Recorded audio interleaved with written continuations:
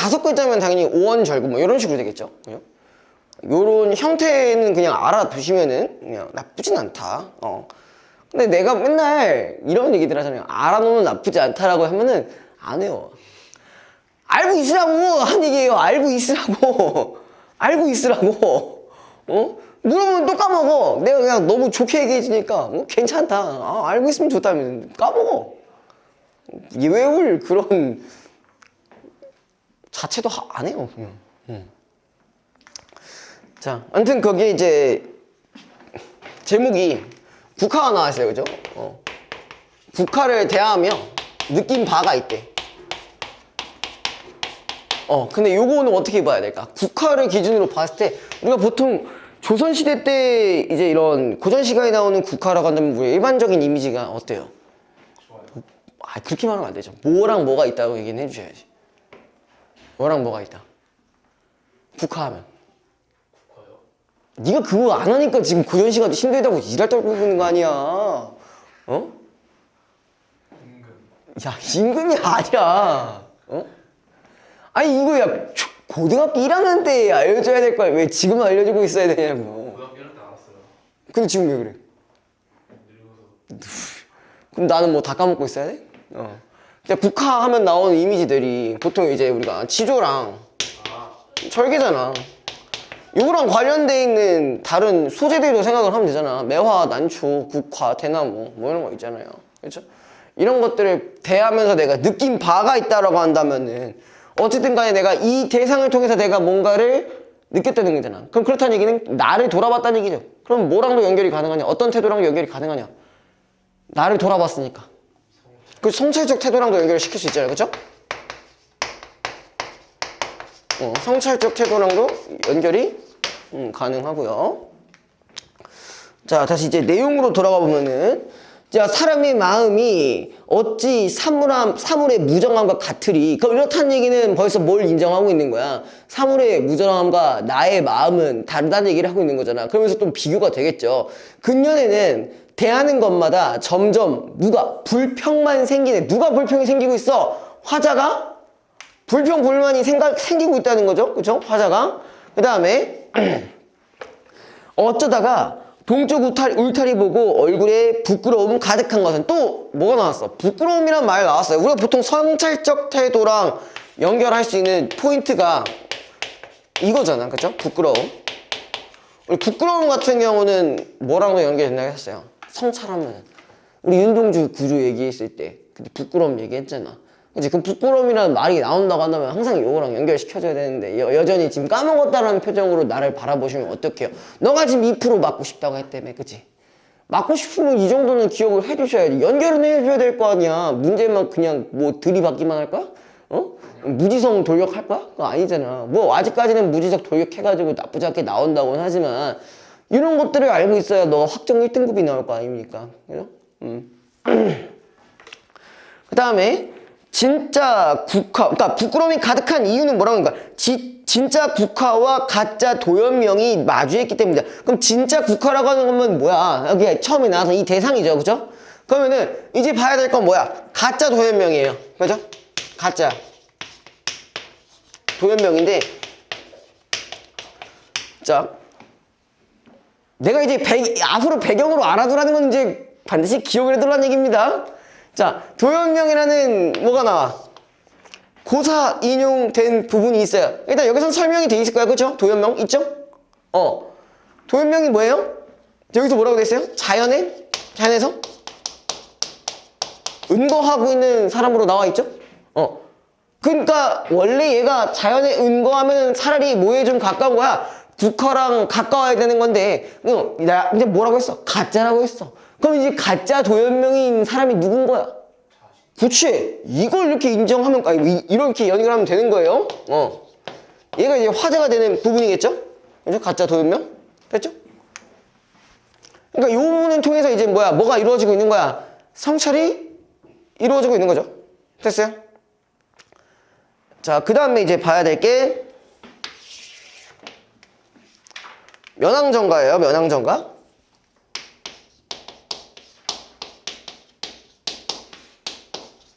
면왕정가도 이제 네.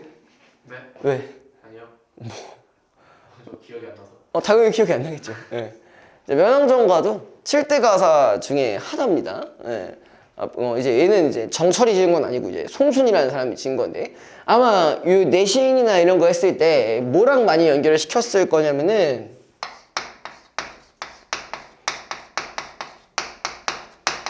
이 관동별곡의 표현과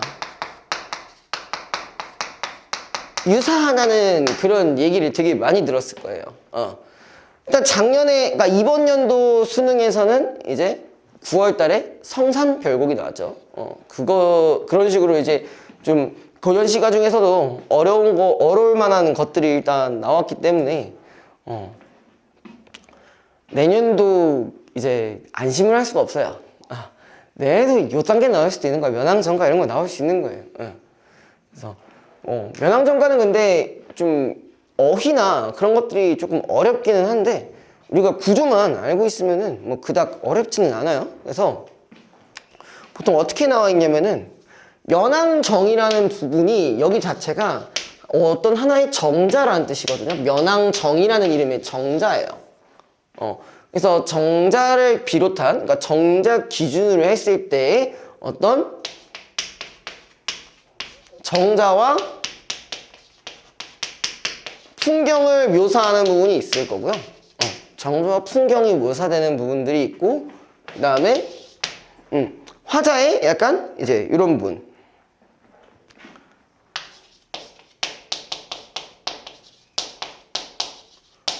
자연 친화적인 부분도 같이 있다라는 거, 이런 구조로 나눠 보신다라고 생각을 해주시면 됩니다.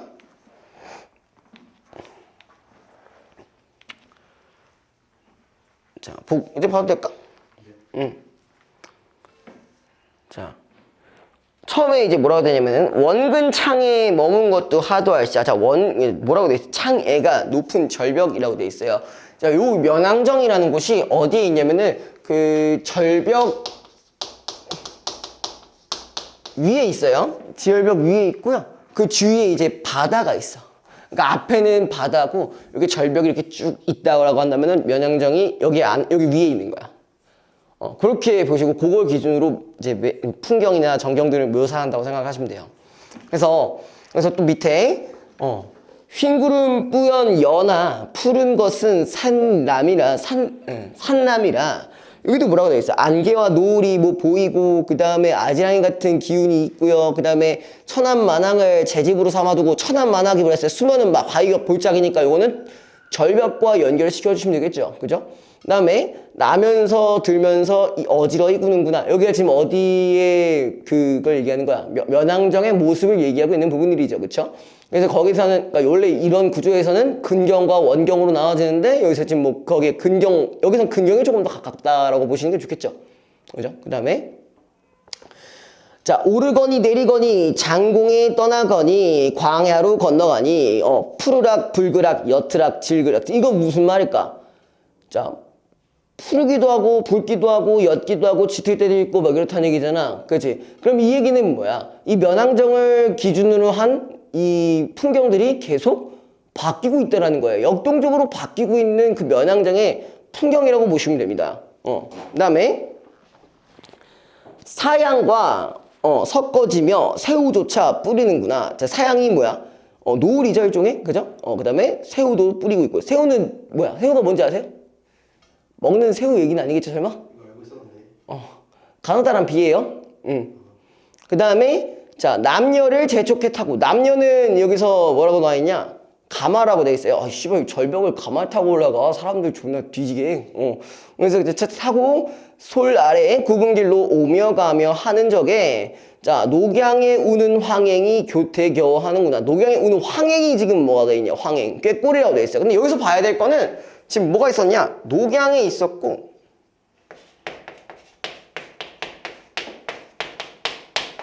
우는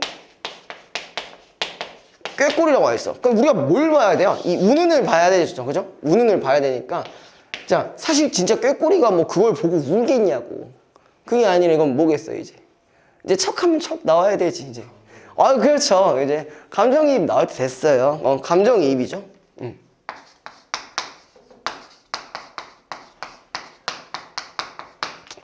이렇게 보셔야 됩니다. 자, 여기까지가 딱 그 정경에 대한 묘사가 들어가 있는 부분이고요. 자, 그 다음에 밑으로 내려와서, 자, 여기 부분은 이제 뭐냐. 내가 이제 자연에 어쨌든 간에 은거하고 있는 상황이거든요. 자연에 은거하고 있는 상황인데, 얘가 처음부터 뭐라고 했어? 인간을 떠나와도 뭐야, 1대1로 하는데 졸리면 돼, 안 돼? 지금 이거 씨발 말이 돼? 1대1로 하는 게 내가 졸리는 건데 처음 보네, 진짜. 자, 어쨌든 인간을 떠나왔다는 게 이제 뭐예요? 속세를 떠나온 상태야. 그냥 은거한 상황이에요. 그래서 근데도 뭐 어때? 내 몸이 결을 없다. 내가 지금 졸라 바쁘대. 왜? 밑에 이것도 보려 하고 저것도 들으려 하고 바람도 쐬려 하고 달도 맞으려 하고. 그럼 이 얘기는 뭐야? 그러니까 내가 지금 자연 친화적인 행동을 하고 있는데 이미 그걸 하고 있음에도 어떻다는 거야? 그걸 하느냐고 바쁜 거지. 그걸 즐기고 있느냐고 내가 바쁜 거죠. 그쵸? 그 다음에 자, 밤일랑 언제 줍고 고기는 언제 낳고 살인문 니 닫으며 진 곳은 니 쓸려뇨. 그러니까 지금 계속 자연에서 노느냐고 내가 지금 바빠 뒤진다는 얘기잖아요. 그렇죠? 그 다음에 아침이 모자라니 저녁이나 실을 쏘냐. 그러니까 아침도 모자른데 저녁이라고 뭐 싫겠냐. 저녁에도 즐길 것다는 얘기죠. 그 다음에 오늘이 부족하니 내일이야 유효하랴. 오늘도 부족하니 내일이라고 여유롭겠냐. 그럼 그 얘기는 뭐야? 오늘도 즐기고 내일도 즐기고 뭐 이런 얘기잖아. 그죠?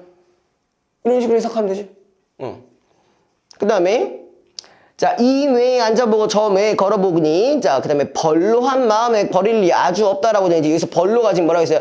괴롭다라고 했어요. 얘가 진짜 괴로운 마음이야?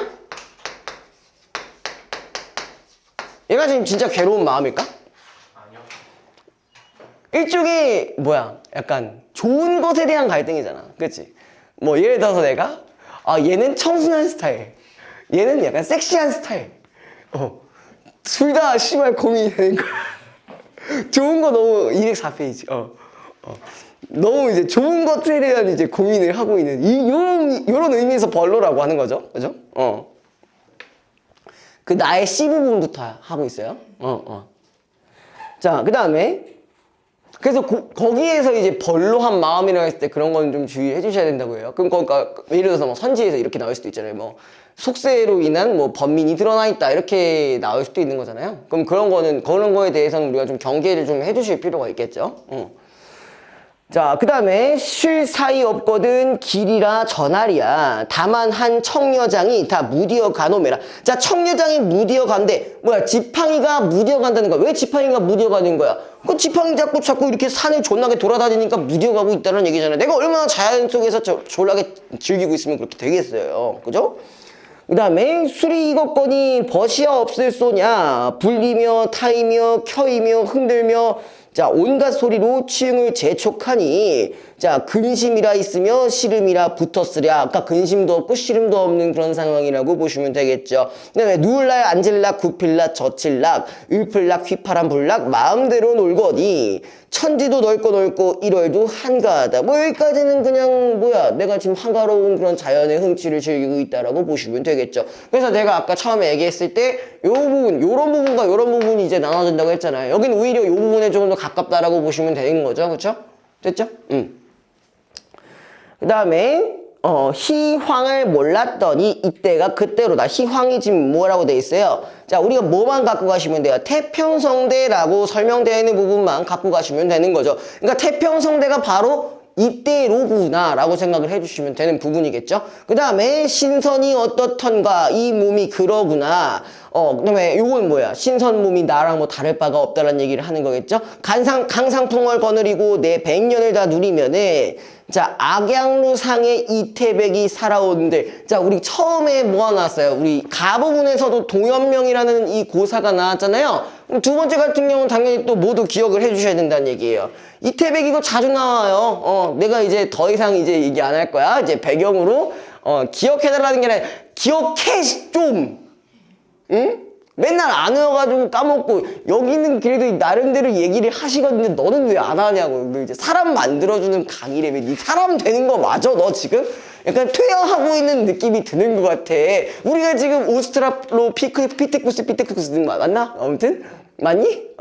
뭐 네안데르탈인으로 바뀌는 거야? 뭐야? 맞냐? 오스트랄로피테쿠스가 더 최- 현존 인류가 뭐라고 하지? 아무튼 뭐 사피엔스 제서 아니야. 오스트랄로래. 그맨 처음에 아니냐? 그거는 근데 생각해 보니까. 저희가 지나가 덜 되는데 저희가 더 가야 될 길이 없는데 아 그렇구나. 내가 너무 무의식적으로 얘기한 것 같은데.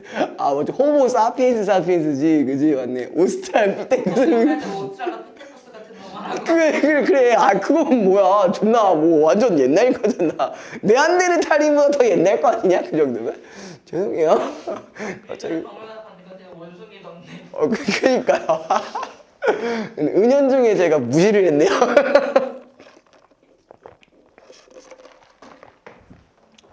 그 다음에 아무튼 원래 이태백 얘기라고 했었는데 자 이태백도 자주 나오는 고사 중에 하나죠. 얘도 뭐랑 연결돼요? 얘도? 그쵸. 자 보통 이제 자원친화랑 연결이 되죠. 사실 뭐 이렇게 외우셔도 무방하고 우리가 여기에 배경을 좀 더 알고 싶다라고 한다면은 이태백 같은 경우는 일단 기본적으로 전설의 시인이에요, 그쵸? 전설의 시인이야. 전설의 시인. 그러니까 요랑 관련된 전설의 시인이라고 하면은 사실 나랑 얘랑 뭐 더러워봐도 뭐 문제가 없겠니 뭐 이런 식으로 나오겠죠. 그럼 그만큼 자연이 뛰어나다는 얘기를 또 하는 거겠죠. 그래서 그 기준으로 얘가 살아온들 호탕 정해야 이에서 더 할 소냐. 그러니까 뭐야, 내가 지금 살고 있는 이 자연 친화의 생활과 얘의 생활과 별 다를 바가 없다는 얘기니까 한마디로 얘는 자연에 대해서 어떤 태도를 가지고 있다는 거예요? 예찬적 태도를 가지고 있다는 거잖아요, 그죠? 맞죠? 그 다음에 자 밑에 이거 단골 멘트 나오죠? 뭐라고 돼 있어? 이 몸이 이렇게 지내는 것도 역부는 이 샷다 또 단골 멘트 나오잖아요, 그죠? 뭐? 왕덕분 맞아. 맨날 왕 덕분이래. 왕 때문에 맨날 내가 뭐야 유배당했으면서 또 그런 얘기를 하고 있어요. 청아, 너가 대용이랑 그래도 좀 친하지? 대용이 씨발 멱살 좀 잡고 와. 대용이 멱살 좀 잡고 와. 얘가 유리몸이야. 왜 자꾸 힘들어해? 응? 시험 기간이라고 힘들다고 말이 돼 이게? 시험 기간이랑 야, 넌 시험 끝나고도 왔잖아. 그 의지의 친구 아니에요? 의지의 친구. 끝났는데 뭔가 시험 기간의 느낌 의지의 친구잖아요, 당신은. 왜 이렇게 좀 우울해지고 있어? 거지 같은 기분이 아니 예전에 친구한테 야, 춥고 배고프고 슬퍼라고 했더니 거지네라고 했던 적이 있거든 친구가 지금 딱 그 기분이에요 축구 배고프고 슬퍼? 아, 축구 배고픈 것까지는 오케이. 근데 왜 슬퍼? 피곤해요 아니 시험 끝났는데 축제요 학교 지금 계속 축제? 네 저희 다음 주에 축제거든요 근데 제가 공연 동아리에서 공연을 해야 돼요 무슨 공연을 해? 사물놀이랑 난 한물놀이? 난타? 하는데 그 난타를 그냥 씨발 개새끼.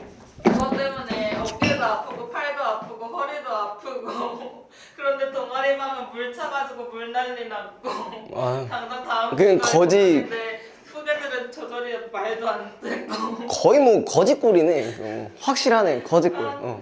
에이비통도 연습하느라 숙제를 못하니까 이제 시텀에 가서 새벽 2시까지 하고 있는데 내가 왜 수영 기간에 어디서 뭐 새벽 2시까지 뭘 한다고? 거기서 뭘 한다고? 공부요 공부요? 공부 왜요? 못하니까요 에이비통 뭘? 아니 그러니까 저희 자습 시간이 6시부터 9시 반까지 A, B텀으로 나눠져 있거든요. 그리고 C텀으로 11시부터 있어요. 근데 10시부터 11시가 쉼텀인데 거기서 쉬고 씻고 했는데 그때도 연습을 해야 되니까 무슨 연습? 사물놀이랑 아, 그 연습? 그래서 3시간에 쭉 다 6시부터 11시면 그럼 너 일단 지금 기말 끝나고 좀 널널한 거네? 그러니까 축제 준비 빼면 어쨌든 공부를 그렇게 할 일은 없는 거네? 쉼텀에 한다니까요. C텀에 한다니까요. 2시까지. 무슨 공부를 해? 선생님 숙제랑 모의고사 푸는 거예요. 그거 얼마 한다고? 국어만 있는 게 아니잖아요. 수학이랑 영어도 있고. 나는 몰라요. 나는 몰라. 나는 국어만 하면 되니까 몰라요. 아무튼 그리고 오는데 비는 오고 사람은 지하철에 미어 터지고 우산은 갑자기 안 펴지고 너무 총체적 난국이었어요. 아우 힘들게 오시네요. 전 차 타고 왔는데. 부럽다. 부럽다고요? 나도 빨리 자자가 저도 한 5시까지 자다가 네, 5시까지 잤어요. 왜 그래? 네. 아니 어제 이제 한 8시에 잠들어가지고 아침 8시에 그게 부러운 건가? 잠이 안 와가지고 잠이 안 오니까 안 잔 거잖아요. 자고 싶은데 못 잔 게 아니라. 자고 싶은 게 뭐 그쵸 뭐 이제 또 이제 새롭게 또 이제 알게 된 또 어떤 분이 있어가지고 이제 새벽에 전화도 좀 하다가 뭐 왜요 뭐 소리 들리게. 그렇습니다. 네 다시 새로운 흥미가 생겼어요. 인생 노잼이지만 아직 그래도 흥미가 조금씩 생기고 있습니다. 크리스마스 혼자 보내면 안 되잖아요. 개오바치 그지? 예. 혼자 보내겠네? 엄마랑 뭐예요? 엄마랑 보낼 거야? 혼자 보내? 엄마랑 보낼 거야? 아니요. 아빠랑 보낼 거야? 아니요. 그럼 혼자 보낼 거야? 아니요. 그러면 학원에서 보낼 거야? 저 협곡 가려고요. 협곡. 어디로? 협곡. 협곡? 협곡에서 이제 우리 가족 지키러 협곡 가는 거줄 알고 가족을 보호해야 돼. 제주도 때문에 늦었어요. 아 그래? 왜 너 배고프다고 뭐 했냐? 아니 밥 먹었냐고 그러는데 못 먹었다 하니까 늦었어요. 아 그래? 착하시네. 응. 가보자고요. 그 다음에 다 부분입니다. 자, 다에서 같은 경우는 일단 작자가 지금 조지훈이라고 돼 있어요. 얘도 기억나. 기억나요? 조지훈이에요. 예, 죄송합니다. 자, 아무튼 얘는 뭐랑 관련된 어떤 시대랑 관련이 되어 있는 것 같아요? 조지훈 하면은 보통 일제강점기랑 관련이 돼 있거든요. 일제강점기랑 관련이 돼 있어요. 그래서 요거를 좀 감안을 하시고 네, 요걸 읽어보시는 게 좋을 것 같아요. 자, 하는 수 없이 낙향해 버리고 만 것이 어느덧 철이 바뀌었다. 여기서 핵심 포인트가 뭐냐? 얘 지금 뭐 했다고? 뭐라고? 뭐라는 거야? 낙 낙향. 그래, 뭐 이렇게 열심히 드시면서 낙향을 하고 있었죠. 자, 낙향이라는 건 일종의 뭐예요? 피난이에요, 그죠? 자, 여기서 피난이라고 한다면은 뭘 피해서 이제 피난을 한 걸로 이제 볼 수가 있겠어요, 이제? 일제를 피하고자 하기 위해서 피난한 거라고 볼 수 있겠죠, 그쵸?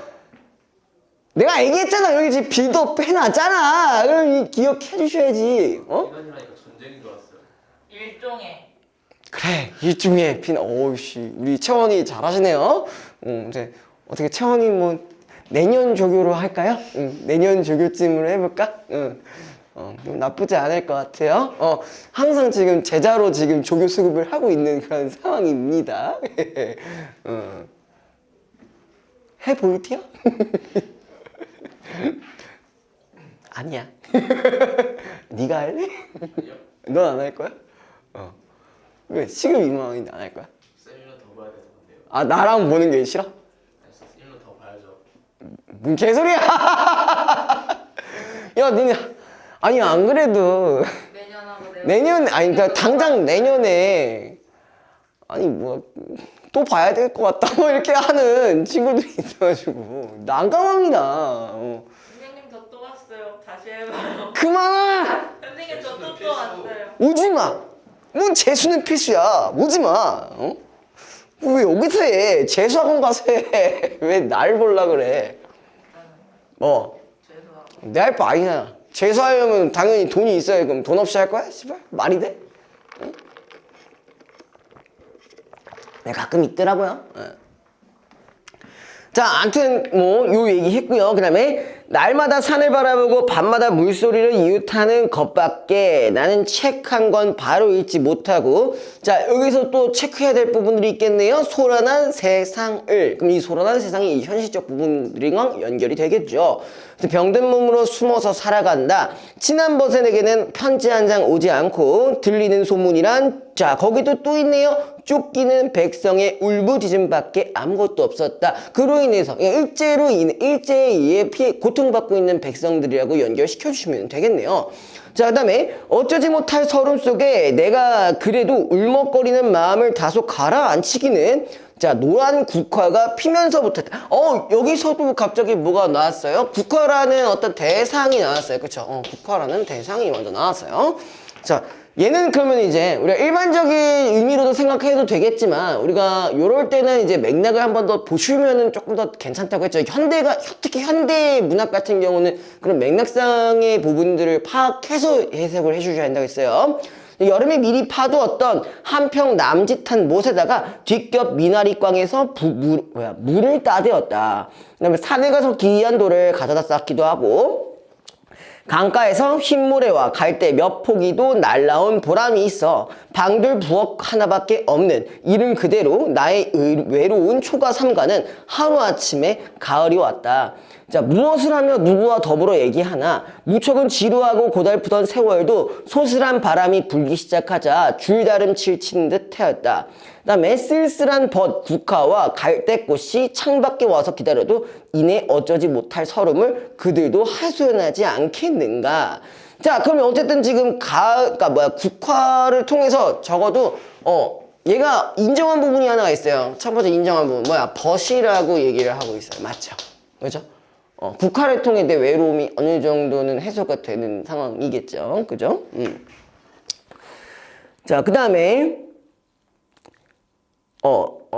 높은 구름이 못 위에 어리는 날이면 창을 열고 먼 산을 바라다가 또 꽃을 바라고 내 마음의 애무는 이 가냘픈 그러나 칼날 같은 마음 앞에 적이 설레었다. 막 이런 식으로 지금 긍정적인 기능이 나왔네요. 그쵸?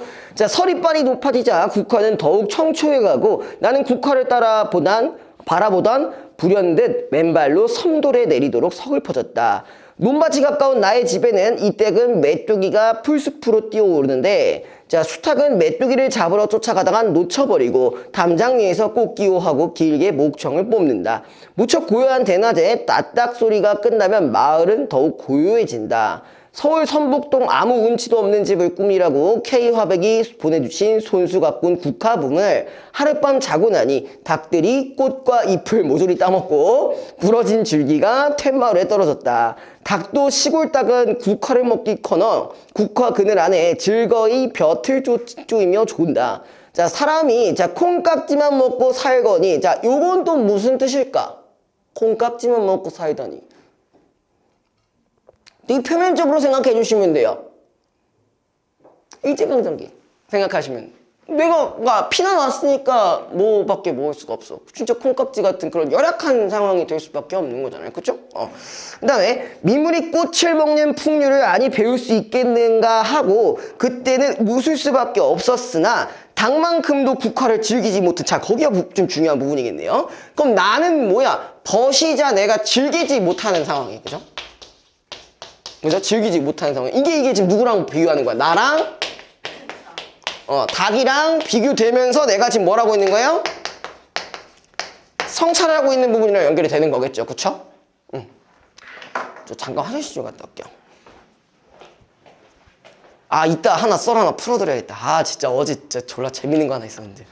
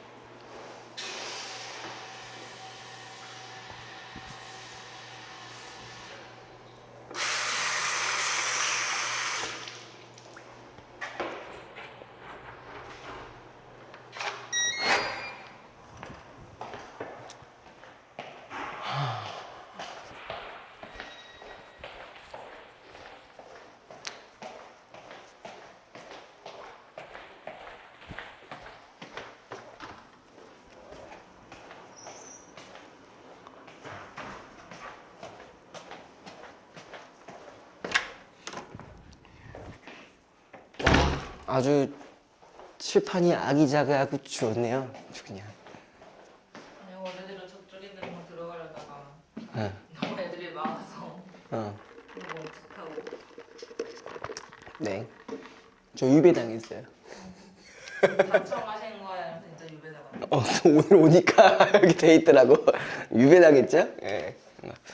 빨리 이제 눌려주세요. 응. 내가 보기엔 여기선 어떻게 뭐 내가 전단지라도 돌려야 되냐? 응? 아휴, 아무튼. 아무튼 제가 뭐 어디까지 얘기했죠? 그 당 얘기까지만 했죠? 그쵸? 자, 그 다음에 그러니까 부분이 어쨌든 뭐야, 여기서 이제 이 성찰하면서 느낀 부분인 거잖아. 그럼 우리가 이건 확실히 얘가 수필이라는 걸 알 수 있는 부분이겠네, 그죠? 국화가 나에게 한갓 슬픔을 더해준다기로 소니, 자, 영혼과 육신이 함께 목마른 지금의 나에게 국화가 없으면, 이 얘기는 뭐예요? 슬픔을 더해주는 부분, 그쵸? 그 다음에 여기 말고도 슬픔을 더해준다라는 요런 특성도 있고, 동시에 내가 뭐도 하고 있다?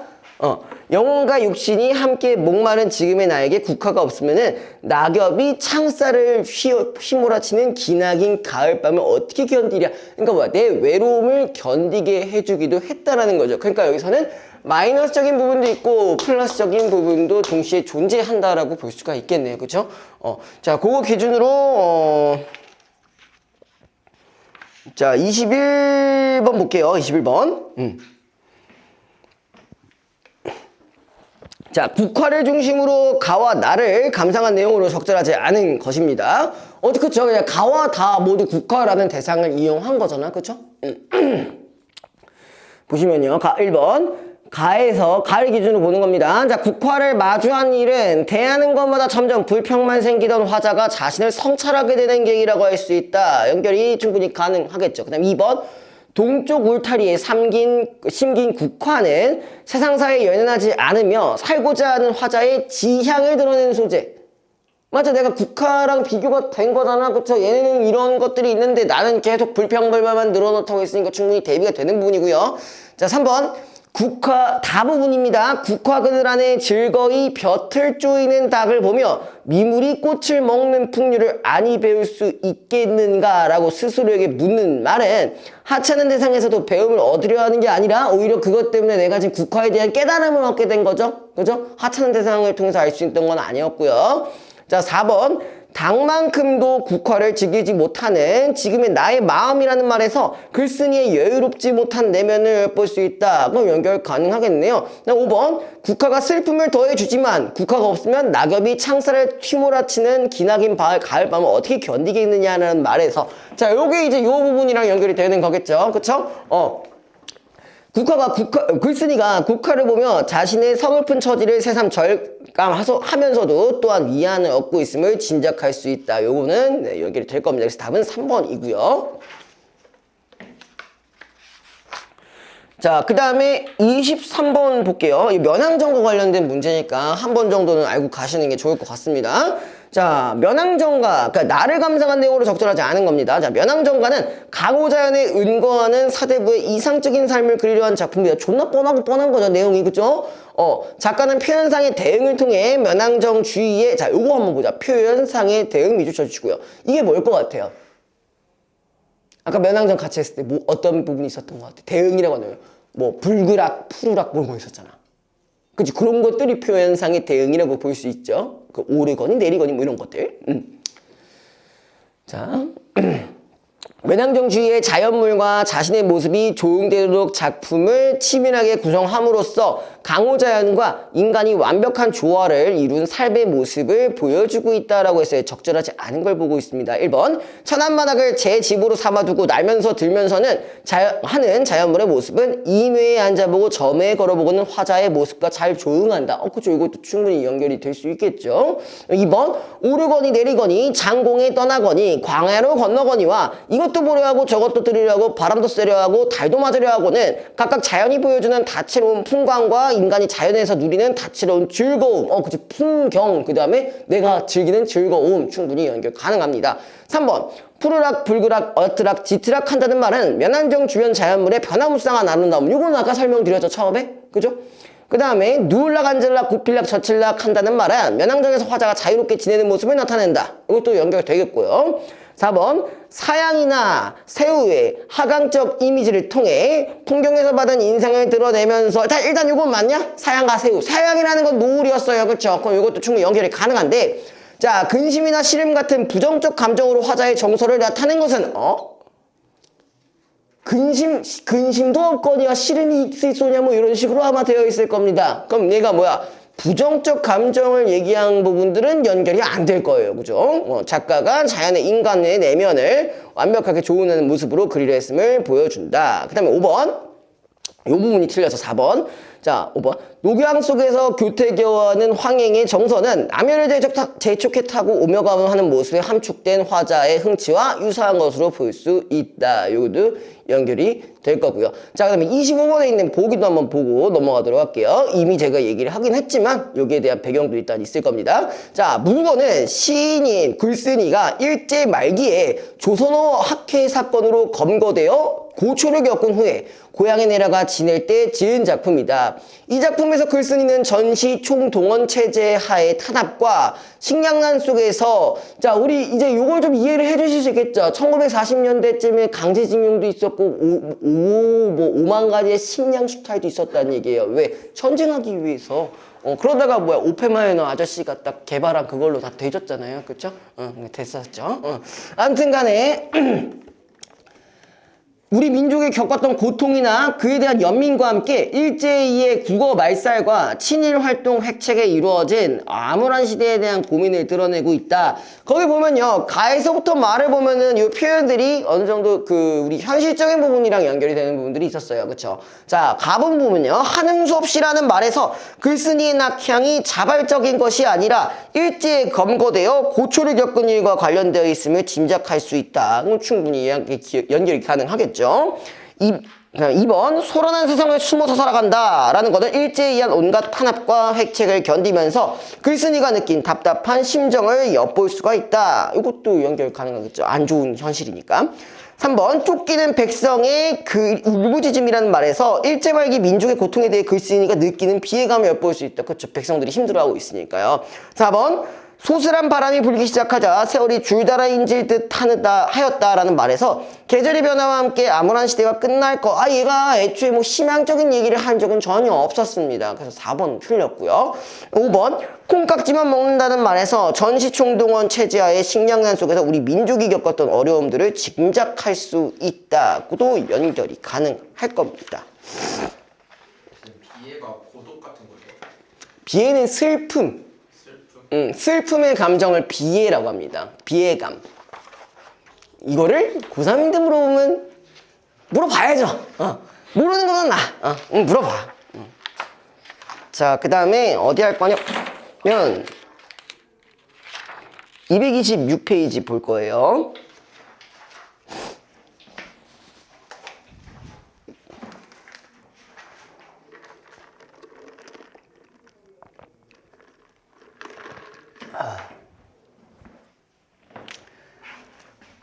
아유, 벌써 지워야 되네요. 원래 같으면 문학할 때 우리 한 두 세트 다 조지고 지운다. 그죠?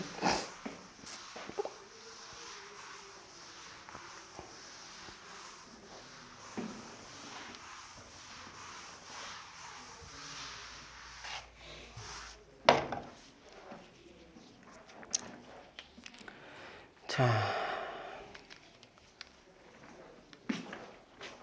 우리 이제 오랜만에 보는 작품일 겁니다.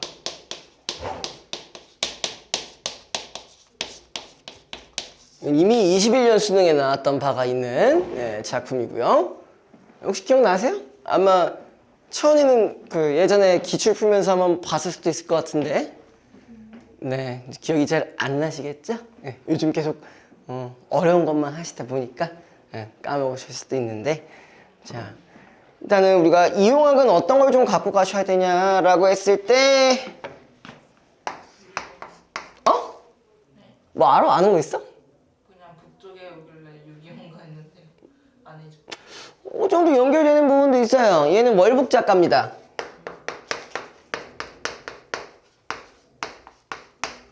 그래서 지금 월북 작가가 얘기가 나오면은 우리가 항상 같이 언급되는 그 작가가 한 명 더 있어요. 백석이에요. 네, 백석이라는 인물, 백석이라는 작가, 그 다음에 이용학. 네, 얘네들은 둘 다 월북 작가여가지고, 원래 보통 보통 2년 주기로 이제 작품이 나왔습니다. 네, 2년 주기로 작품이 나왔었는데, 그래서 올해가 아주 유력한 그 후보가 있었어요. 백석이 작품 중에. 아마 흰바람 벽이 있어. 뭐 이런 것들 있잖아요. 예, 그런 게 좀 되게 좀 확실했었는데 안 나왔어. 혹시 정권의 정권의 영광인가? 근데 그 전은 이제 파란 맛이었잖아요. 또 이제 파란 맛 정권이어가지고 이제 월북 이런 말 하면 그런가? 완전 그때 월북 작가 이렇게 2년 주기로 나왔었는데 이상하게 이번에는 안 나왔더라고요. 왜 그런지는 모르겠는데 뭐 아무튼 그렇다. 어쨌든 그런 얘기를 한 건데 어쨌든 이용학 같은 경우는요. 어쨌든 간에 얘도 이렇게 생각해 주시면 돼요.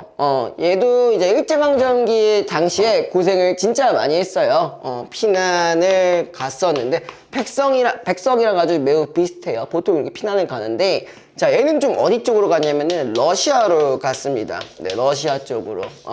러시아 쪽으로 가가지고, 그래서 사실 그 이용학 작품 중에 이런 그 작품이 있어요. 풀벌레 소리만 가득했다. 풀벌레 소리만 가득했다. 얘 아버지가 러시아에서 이제 고생하다가 이제 죽는 그 상황을, 우리는 아무런 소리도 내지 않고 풀벌레 소리만 가득 찼다, 뭐 이런 식으로 지금 나와 있어요. 사실 그게 이제 감정이입인 거잖아요? 원래 이제 거기에서도 나왔듯이, 피난 생활을 하다가 이제 분단을 하게 되면서, 우리가 일종의 독립을 하고, 그 다음에 이제 분단이 됐겠죠? 분단이 되면서 얘가 남쪽에 있었기 때문에 고향을 지금 잃어버린 상황이라고 보시면 됩니다. 그래서 여기서 처음부터도 지금 뭐라고 되어 있냐면은, 자, 눈이 오든가 북쪽엔 한방눈 쏜데다 내려인가 이렇게 되어 있잖아요. 그쵸? 일단 내 지금 현재 상황은요, 지금 눈이 내리고 있어요. 근데 눈이 내리는 걸 보면서 뭘 생각하고 있는 거예요? 북쪽이라는 걸 생각을 했어요. 그쵸? 북쪽을 생각하고 있어요. 어쨌든 간에 얘는 그러면 고향에 대한 그리움 정도로 생각을 해볼 수가 있어. 그쵸? 그리고 거기에서는 북쪽이 당연히 얘는 한방눈이랑도 연결이 되겠죠. 근데 왜 이런 식으로 내가 생각을 하고 있느냐라는 거예요. 한방눈 내리든가. 왜 그런 거예요? 예상만 하고 있는 거잖아. 그쵸? 왜? 갈 수가 없는 상황이니까. 갈 수 없는 상황이에요. 갈 수가 없는 상황이야. 그러니까 이렇게 지금 설정이 되어 있는 거고, 자, 험한 벼랑을 굽이굽이 돌아간 백무선 철길 위에 느릿느릿 밤새어 달리는 화물차의 검은 지붕에 연달린 산과 산 사이 너를 남기고 온 작은 마을에도, 자, 일단 여기가 핵심이죠. 너를 남기고 온, 그 다음에 작은 마을이에요. 작은 마을. 여기가 어디예요? 고향이고, 그 다음에 그 고향이라는 공간 자체가 이제 가족의 해체가 들어간 부분이죠. 맞죠? 그 다음에 잉크병 얼어드는 이러한 밤. 자, 여기서도 우리가 알 수 있어요. 잉크병이 얼어들어. 기본적으로. 계적병은 겨울일 거고, 그 다음에 새벽일 거고요. 그쵸? 하필 왜 새벽에 일어나가지고 밑에 뭐라고 되어 있어요? 어쩌자고 잠을 깨요. 그리운 곳, 차마 그리운 곳. 자, 여기서 알 수 있는 표현 뭐가 있다? 점층법이 있죠. 그리운 곳, 차마 그리운 곳. 동시에 우리가 시어 반복이라고도 넣어볼 수는 있는 부분이 있다. 그 다음에 마지막엔 또 어때요? 앞에 1년과 매우 유사하죠. 그쵸? 그럼 수미상관도 넣어볼 수가 있겠죠. 그럼 우리가 수미상관이라고 한다면 항상 무엇인가를 강조한다라는 부분이 있었어요. 무엇인가를 강조한다는 부분이 있었는데, 이 강조라는 부분이 뭘까? 뭘 강조하는 걸까요? 이것만 생각하면 돼요. 이 고향에 대한 그리움만 생각하시면 됩니다. 그죠? 보통 앞뒤가 똑같다라고 한다면은 이 부분이랑 연결시키시면 되고, 그리고 반복이 되니까 우리가 이것도 생각해 볼 수 있겠죠. 리듬감, 그 다음에 운율, 이것도 생각을 해 보실 수 있겠죠. 반복된다라고 하는 거면 항상 이걸 같이 따라가는 거니까 기억을 해두셔야 돼요. 알겠죠? 자, 그 다음에 그 옆에 작품이 하나 있는데 적막한 식욕이라고 되어 있네요. 자, 보면요. 처음부터 이제 뭐라고 되어 있냐? 자, 모밀묵이 먹고 싶다라고 했어요. 모밀묵. 그럼 여기에 대한 어떤 나름대로 의미가 있는 것 같아. 모밀묵이 뭐냐면은 메밀묵이에요. 드셔보신 적이 있어요? 무슨 색이야? 갈색. 갈색은 도토리묵이고요. 메밀묵이면 살짝 그 회색빛 감도는 약간 그런 느낌이에요. 예, 메밀국수 안 먹어보셨어요? 막국수 뭐 이런 거. 알겠어요. 메밀 막국수 하면 약간 좀 회색빛 좀 돌잖아요. 그죠? 그런 묵입니다. 자, 근데 아무튼 간에 그 밑에 이렇게 나와 있어요. 그 싱겁고도 구수하고 못나고도 소박하게 점잖은 자, 거기 동그라미 촌잔칫날 팔모상에 올라. 자, 얘가 언제 나오는 거냐? 잔치상에 나온대요. 잔치상에 올랐대요. 새 사돈을 대접하는 것. 그것은 저문 봄날 해질 무렵에 허전한 마음 동그라미 쳐주시고요. 마음을 달래는 뭐래? 메밀묵이라는 게 이런 역할을 하고 있다는 거예요. 쓸쓸한 식욕이 꿈꾸는 음식. 자, 쓸쓸한 식욕이라는 거 생각해 봤을 게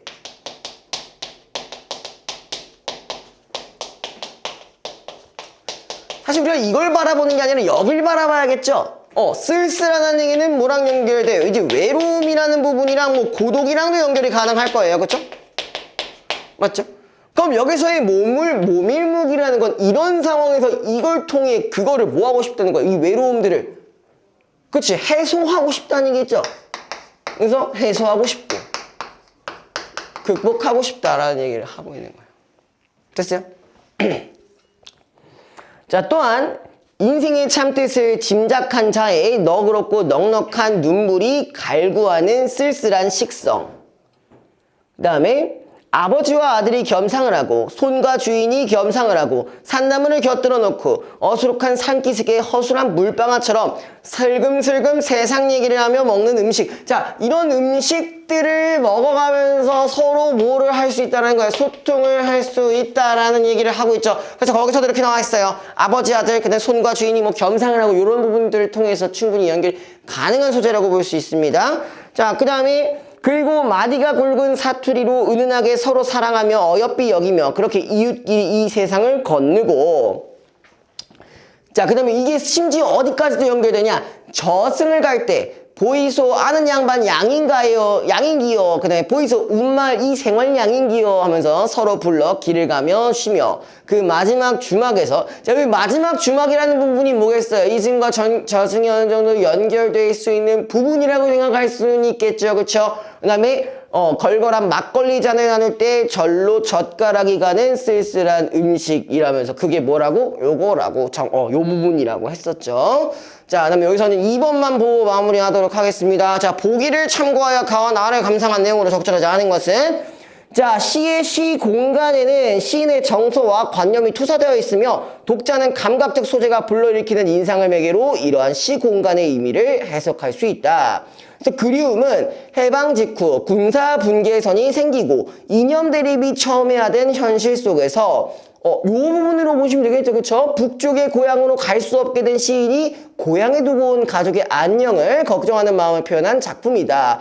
두 번째, 적막한 식욕은 개인화된 삶으로 인해 고독이 심화된 현대사회에서 관계의 회복을 꿈꾸었던 시인이 소박한 소통과 진실한 교감이 갖는 의미에 대해 성찰한 작품이다 라고 되어 있어요.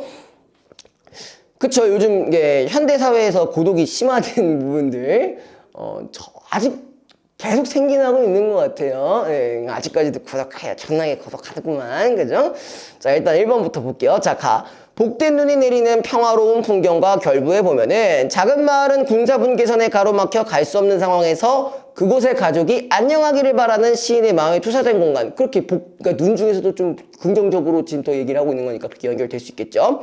자, 2번. 잉크병이 얼 정도의 추위와 결부에 보면은 이러한 밤은 첨예한 인연대립의 현실을 암울하게 바라보는 시인의 인식이 투사된 시간이겠다. 뭐 연결될 수 있겠죠. 그쵸? 3번. 점잖은 에서 자, 나 부분입니다. 점잖은 에서 떠올릴 수 있는 태도와 결부에 보면은 몸이 묵을 내놓는 촌잔칫날은 부산을 떨지 않으면서도 정성을 다해 타인을 대하는 마음을 그리워하는 시인의 정서가 투시된 시공간이다. 연결 가능하겠죠? 그죠? 4번. 싱겁고 구수한 맛에서 떠올릴 수 있는 질박함과 결부에 보면은 결부라는 말이 뭔지 아시죠? 연결되는 거, 그죠? 몸일묵으로 허전한 마음을 달래고 싶은 봄날 해질 무렵은 소박하고 진실한 교감을 통해 고독을 위로받기 기대하는 시인의 마음. 그 복이랑 연결시키면 충분히 가능하겠죠. 5번.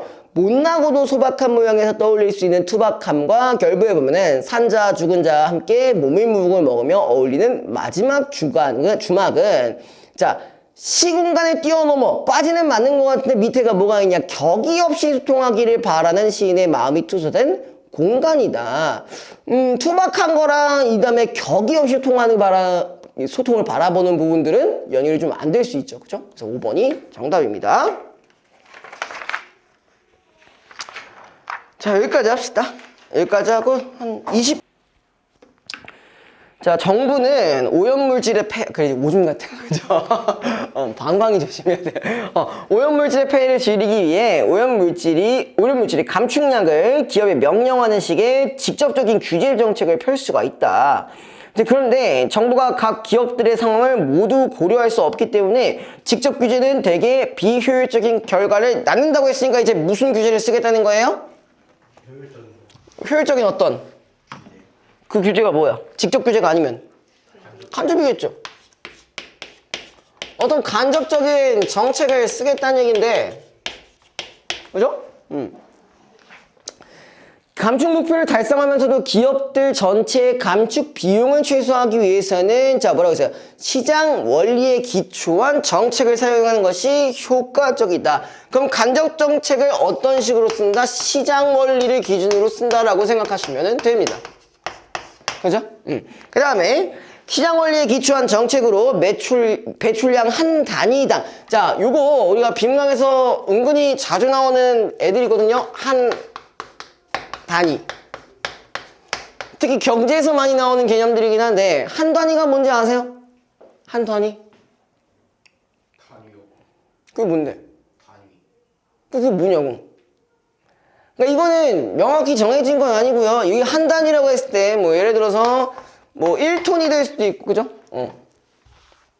뭐 1톤이 될 수도 있고 뭐 10톤이 될 수도 있고 100톤이 될 수도 있어요. 그쵸? 어떤 걸 기준으로 삼느냐에 따라서 한 단위, 일정 수준의 단위가 높아질 때마다 그 수치가 달라진다는 얘기거든요. 그래서 이런 것들은 이제 한 단위라고 했을 때 이게 뭔지는 기억을 해두셔야 됩니다. 일정 수준의 단위라고 생각해 주시면 돼요. 그러니까 앞으로 어쨌든 간에 경제 지문이나 뭐 다른 여러 가지 사회 지문에서 나올 수 있는 부분들이 있기 때문에 특히 경제에서 되게 많이 나옵니다.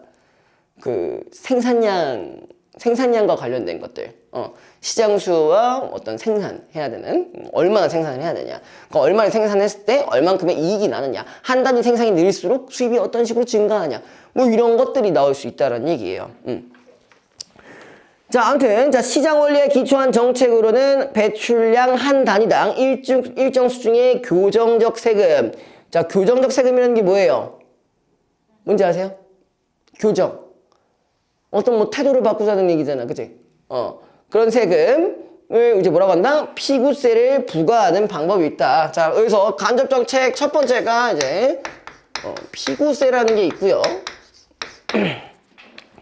자, 여기 같은 경우는 피구세가 부과되면은 기업은 생산 과정에서 발생하는 오염물질 중 일부는 비용을 들여 자체 저감 기술로 감축하고 나머지 배출량에 대해서는 피구세를 납부하게 된다. 그럼 요 원리를 생각해 봤을 때, 자, 이거 두 가지 정도의 비용이 있겠죠? 자, 자체 저감하는 비용이에요. 그죠? 자체 저감 비용이 있을 거고, 나머지 배출에 대해서, 나머지 배출량에 대해서, 세금을 낸다라고 보시면 되는 거예요. 그쵸? 근데, 그럼 우리가 기업이라고 생각을 해보면은, 어느 정도 선까지 절감을 할 것 같아요. 그 피구세에 해당하는 세금보다 그 세금보다 낮은 정도의 금액까지는 이 저감 비용을 감당하겠지. 왜? 기업은 어쨌든 뭘 추구하기 때문에 이윤이라는 걸 추구하기 때문에 요 부분에 대해서 기본적으로 이 비용이 더 낮을 때 사용한다는 거겠지. 그치? 요거 기억하시고요. 그 다음에 즉 오염물질과 관련된 개별 기업의 총 비용은 감축량에 대한 오염 저감 비용과 배출량에 대한 피구세의 합계이다. 아까 제가 말씀드린 부분 그대로 있었고요. 자, 그 다음에 감축량을 한 단위 늘릴 때 오염 저감 비용의 증가분을 한계 오염 저감 비용이라 부르는데 일반적으로 감축량이 늘어날수록 자 거기 한계 오염 저감 비용도 늘어난다. 그쵸? 10톤을 저감을 하는데 비용이 예를 들어 10억이라고 한다면요 20톤을 배출할 때 막 25억 뭐 30억 그렇게 될 수도 있다는 거예요. 요게 이제 뭐라는 거야? 한계 저감 비용이라는 거예요. 한마디로 뭐야? 가성비가 나오는 구간이 있고 나오지 않는 구간이 있다라는 얘기지. 맞죠? 됐어요, 여기까지? 자, 그 다음에 예를 들어서 감축량을 1톤에서 2톤으로 늘릴 때에 비해 2톤에서 3톤으로 늘릴 때의 비용 증가분이 더 크다. 따라서 피구세가 부과되었을 때 기업은 한계 오염 저감 비용과 피구세가 일치하는 수준에서 감축량을 결정할 경우 총 비용을 최소화할 수 있다. 자, 그 다음에 밑에 보시면요. 오염 저감 비용은 저감 기술의 수준에 의존하기 때문에 기업마다 상이하다. 그렇죠. 요거는 이제 기업마다 오염 저감하는 그런 기술들이 각각 다 다를 수가 있기 때문에 비용 드는 부분들도 다를 수가 있습니다. 그래서 보유한 저감 기술이 우수한 기업일수록 오염 저감 비용이 적다. 따라서 한계 오염 저감 비용 곡선도 기업마다 다른데 그러나 기업마다 동일한 피구세가 부과될 경우 모든 기업은 피구세와 한계 오염 저감 비용이 일치하는 수준에서 감축량을 결정하게 된다. 이처럼 감축량에 해당하는 한계 오염 저감 비용은 모든 비용에서 동일하며 자 거기 밑줄 한계 오염 저감 비용은 모든 기업에서 동일하다. 요건 기억해 주시고요. 이를 이제 뭐라고 한다? 한계 오염 저감 비용 균등의 법칙이라고 한다라고 해서 이번 두 번째 얘기입니다. 자, 정부는 시장 원리에 기초한 또 다른 정책으로 아마 요거 들어봤을 거예요. 들어는 보셨죠? 뭐라고 돼 있어요? 배출권 제도가 있다고 있어요. 그 배출권 거래 제도를 도입할 수 있다. 이제 두 번째는 배출권이에요. 근데 여기서 중요한 포인트는 뭐야? 거래가 가능하대요. 배출권 거래. 자, 그래서 이를 위해 정부는 배출 총량을 미리 정하고 각각의 기업에 일정량의 배출을 허용하는 권한인 배출권을 나눠준다. 기업은 이렇게 할당받은 배출권을 시장에서 거래할 수 있는데 배출권의 가격은 철저하게 수요와 공급 법칙에 따른다. 개별 기업의 입장에서 시장에서 거래되는 배출권 가격은 피구세와 별반 다르지는 않는데 각 기업은 배출권의 가격과 한계 오염 저감 비용이 일치하는 수준에서 감축량을 결정하고 그럼 이 얘기는 뭐예요? 배출권이 어쨌든 거래를 통해 팔 수 있는 거잖아. 그치? 내가 이게 팔았을 때 내가 더 저감 비용을 썼을 때보다 이득이 되는 구간까지는 배출권을 팔겠죠? 그죠? 근데 만약에 그렇지 않으면 배출권을 만들거나 뭐 팔거나 그러지는 않겠죠? 그쵸? 자, 그 다음에 기업의 전체 배출량에서 감축량을 뺀 배출량과 할당된 배출량을 비교하여 시장에서 배출권을 추가로 사들일지 내다 팔지를 결정한다. 자, 배출권 거래제도의 경우에도 기업은 배출권의 가격과 한계 오염 저감 비용이 일치하는 수준에서 감축량을 결정하므로 한계 오염 저감 비용 균등의 법칙이 성립한다. 뭐 이런 게 있다라는 거예요. 근데 사실 이렇게까지 얘기가 나왔다면 당연히 어떤 문제가 나올 확률이 클까요? 어떤 표가 나올 확률이 매우 크겠죠. 그쵸? 자, 그래서 피구세와 배출권 거래제도의 효과는 여러모로 유사하나 정책 결과의 불확실함에서 차이가 있는데 피구세는 정부가 세율을 결정하므로 오염물질의 배출 혹은 감축에 따른 재무적 비용이 확정되지만 자, 그럼 이 얘기는 뭐예요? 피구세의 장점은 나름대로 뭐가 있다? 우리가 얼마나 비용을 낼지 어떤 확정되는 부분이 있어요. 그쵸? 맞죠? 근데 이제 문제가 뭐냐? 정부가 모든 기업의 오염 감축 비용 조건에 대한 정보를 가지고 있지 않는 한 실제 감축량이나 배출량을 예측하는 것이 거의 불가능하다. 자, 비용 확정은 알겠어. 근데 자, 감축량이랑 그 다음에 배출량에 대한 예상이 어렵다라는 단점이 있겠네요. 자, 그 다음에 그 밑에도 하나 더 있겠죠. 반면 배출권 거래 제도의 경우 정부가 총 배출량을 결정함으로 라고 해서 그럼 이 얘기는 뭐야? 얘는 반대죠. 반대죠. 자, 얘 쪽에서는 요거를 확정시켜주는 거야.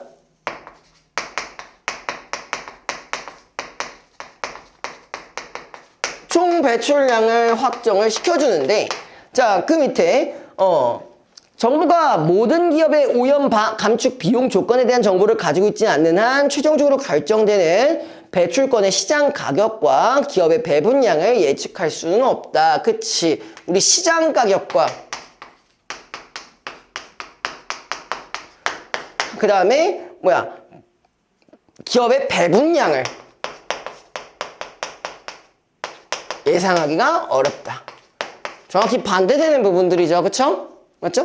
그 다음에 즉 피구세를 적용할 수 있는 반면 피구세를 적용하는 경우 기업의 생산비에 미치는 영향을 사전에 예측할 수 있는 반면 환경에 미치는 영향을 사전에 예측하기 어렵고 배출권 거래 제도를 적용하는 경우에는 정반대의 결과가 초래된다라고 되어 있습니다. 요거에 대한 거는 뭐 그렇게 어려웠던 게 아니고요. 그냥 넘어가실게요. 자, 22번 볼게요. 자, 기업과 니은에 대한 설명으로 적절한 것은, 자, 기억이 피구세입니다. 니은은 배출권 거래제도예요. 자, 그거에 대한 걸로 적절한 겁니다. 자, 1번. 자, 피구세는 오염물질의 감축량을 정부가 명령하는 방식이다. 자, 여기서 뭐가 틀린 것 같아요?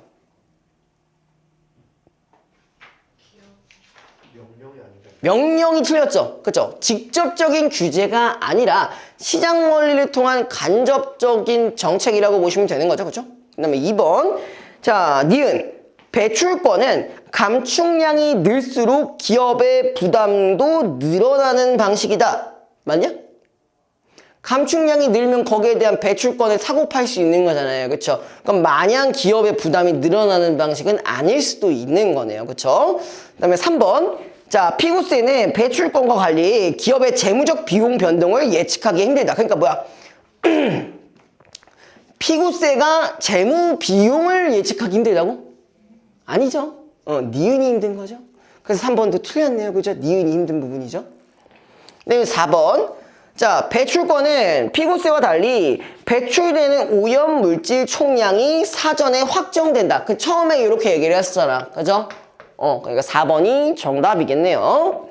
자, 그다음에 5번. 기업과 니은은 모두 정부가 기업들의 오염 감축 비용 조건에 대해 알아야 시행할 수 있다? 자, 아까 이게 뭐가 있었냐면은 얘네가 그런 조건들을 모르면 이런 특징이 있었다고 했었잖아요. 맞죠? 뭐 배출 조건에 대해 모르면 모르는 경우 이런 문제가 발생했다는 거는 몰라도 시행하는 데는 큰 문제는 없다라는 얘기겠죠. 그렇죠? 그래서 답이 4번입니다. 자, 그 다음에 23번. 자, 밑글을 바탕으로 보기에 대한 이해로 적절하지 않은 것은, 여러분들이 이런 문제를 제일 싫어하죠. 그죠? 자, 그럼 어쨌든 간에 뭘만 생각을 하면 되냐? 그래프에 있는 것만 생각하시면 돼요. 그래프에 있는 것만. 일단 한번 볼게요.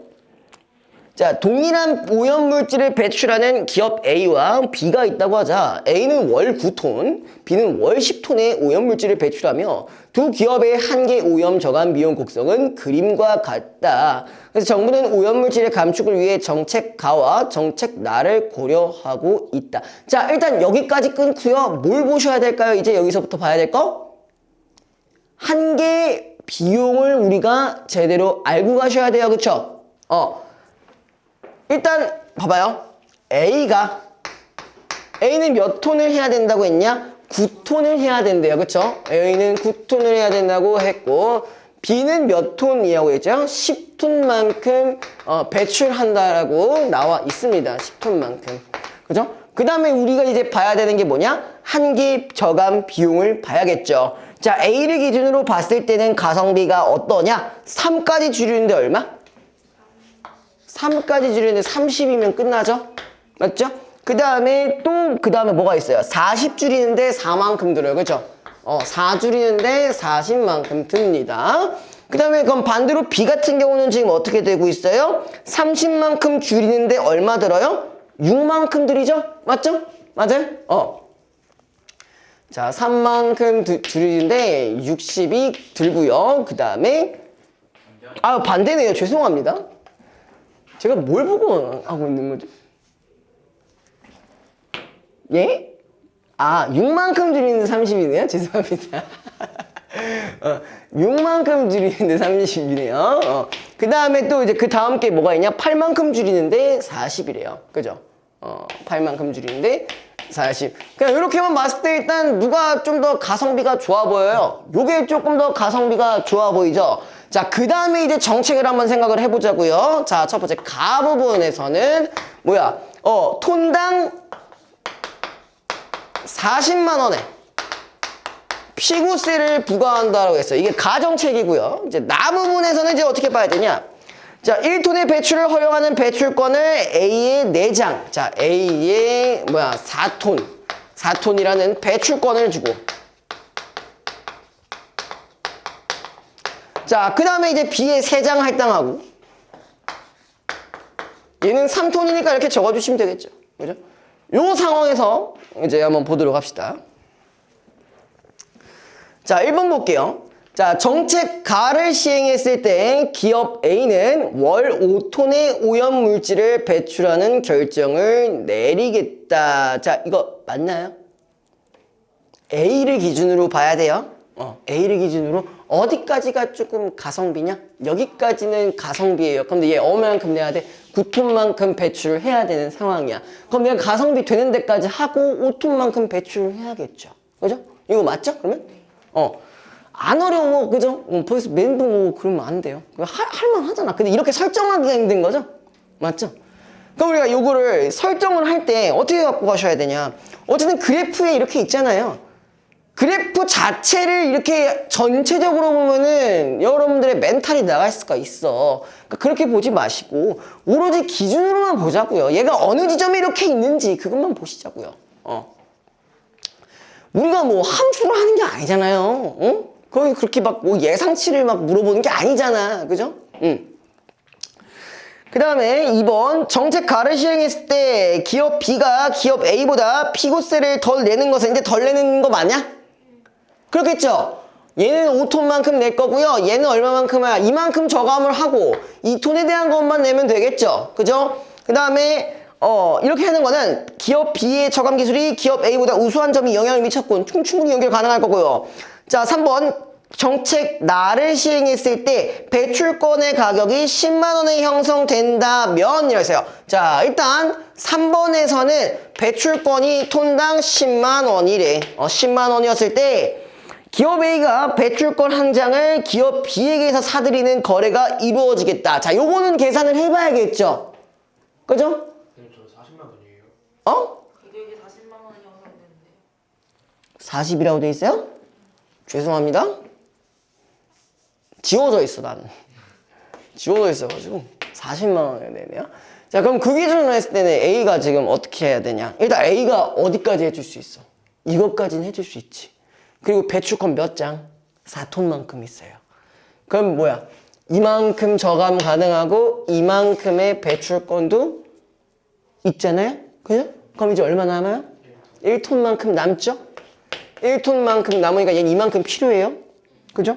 그러니까 반대로 B 같은 경우는 어떻게 해야 돼요? 자, 8톤만큼 저감 가능해요. 그 다음에 3톤만큼 배출권이 있죠? 그럼 얘는 얼마나가 있어요? 1톤이 추가적으로 있고 얘는 추가적으로 필요한 거잖아. 그치? 그럼 여기가 딱 맞겠네요? 맞죠? 이해됐어?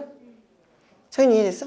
근데 그 벌금 내는 거랑 저 가격이 똑같으면은 이게 거래가 이루어져요? 벌금을 내는 게 지금 가를 진행했을 때랑 나를 진행했을 때잖아. 이번엔 나를 진행했을 때잖아. 헷갈리지 마세요. 네, 나를 진행했습니다. 됐어? 자, 그럼 4번. 정책 나를 시행했을 때 배출권 가격이 30만 원에 형성된다면은 기업 A와 기업 B는 모두 배출권을 공급하려 하고 배출권을 사들이려 하지는 않는다. 자, 이게 만약에 뭐 30만 원이라고 한번 정해 보자고요. 30만 원. 톤당 30만 원이래요. 그럼 이랬을 경우에 어쨌든 간에 이 두 친구들은 똑같이 그 짓을 했을 거예요. 그쵸? 맞죠? 그 짓을 했을 거고 똑같이 이만큼 남을 거예요. 근데 문제가 뭐냐? 지금 30만 원이래요. 배출권 30만 원. 한 장당 30만 원이죠? 그죠? 한 장당 30만 원. 자, 요렇게 됐을 때, 자, 얘는 그럼 이제 어딜 찾아야 되냐? 어떤 가성비를 찾아야 돼? 여기까지, 요거를 갖고 가야지. 그쵸? 이걸 갖고 가는 게 아니라 이걸 갖고 가야 되는 거지. 맞죠? 그래서 얘는 이만큼 했어. 이만큼 했고, 뭐야, 얘는 얼마 남어? 4톤의 배출권이 있어요. 그럼 7이야. 그죠? 그럼 이만큼 모자라. 그럼 얘 같은 경우도 똑같이. 자, 3톤의 배출권이 있고 이만큼 했어요. 얘도 뭐가 모자라? 1톤만큼 모자라요. 1만큼 모자고 이만큼 모자라요. 그러니까 얘는 공급을 사들이려 하겠죠? 공급을 하는 게 아니라 사들여야겠죠? 그래서 그 부분이 틀렸고요. 그래서 5번 정책 가를 시행하거나 나를 시행했을 때는 모두 기업 A와 기업 B 사이에 한계 오염, 저감 비용 균등의 법칙이 성립하겠다. 요거는 뭐 이제 지문에 있었던 내용이니까 그렇게 하시면 됩니다. 사실 여기가 제일 좀 힘들었죠.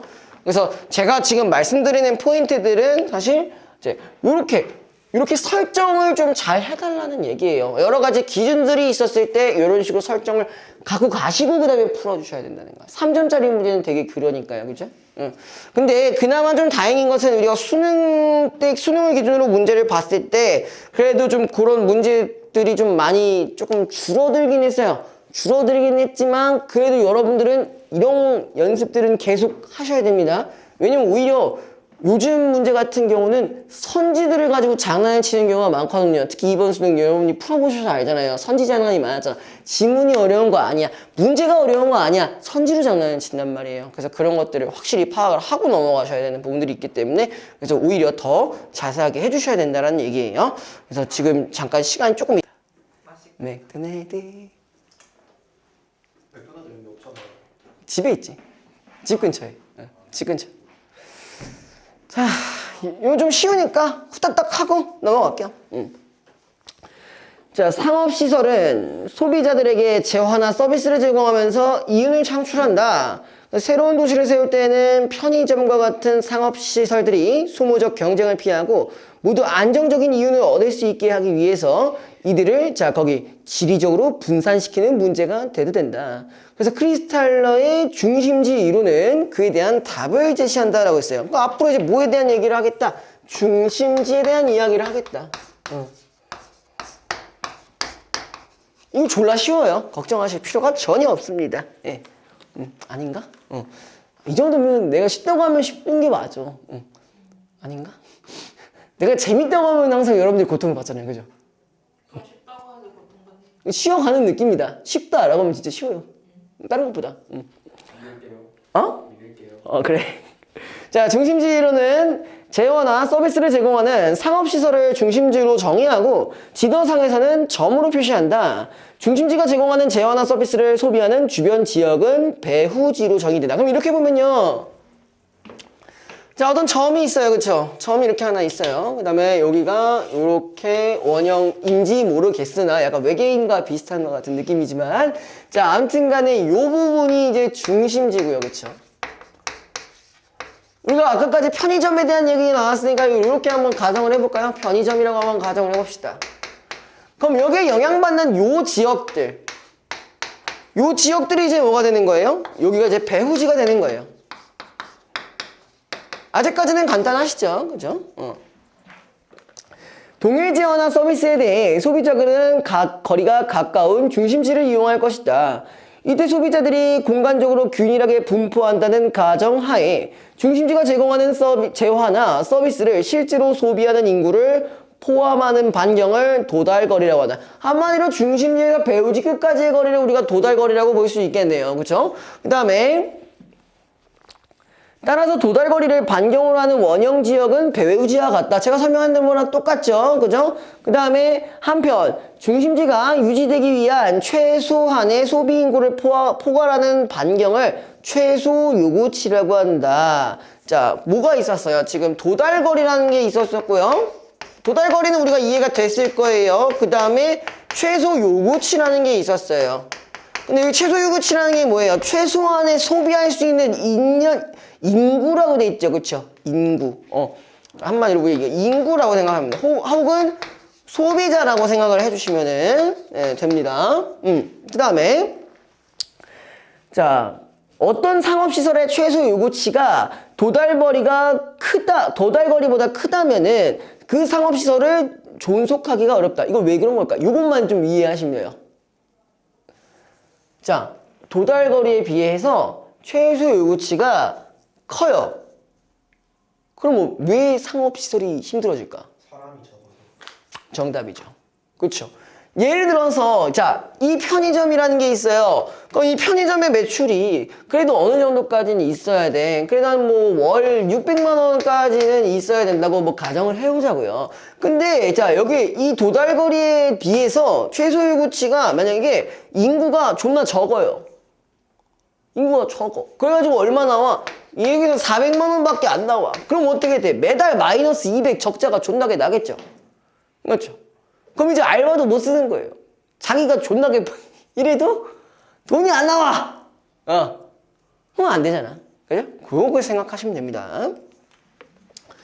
그래서 크리스탈러는 여러 개의 중심지가 고르게 분포하며 경쟁하는 지역에서는 배우지들이 정육각형 모양을 띌 것이라고 보았다. 그러니까 이런 중심지가 하나만 있는 건 아닐 거 아니야. 여러 가지가 있겠죠. 여러 가지가 있는 경우에는 우리가 벌집 마냥 다 육각형으로 이루어졌다라고 생각하시면 돼요. 됐죠? 여러 개의 중심지가 있다면.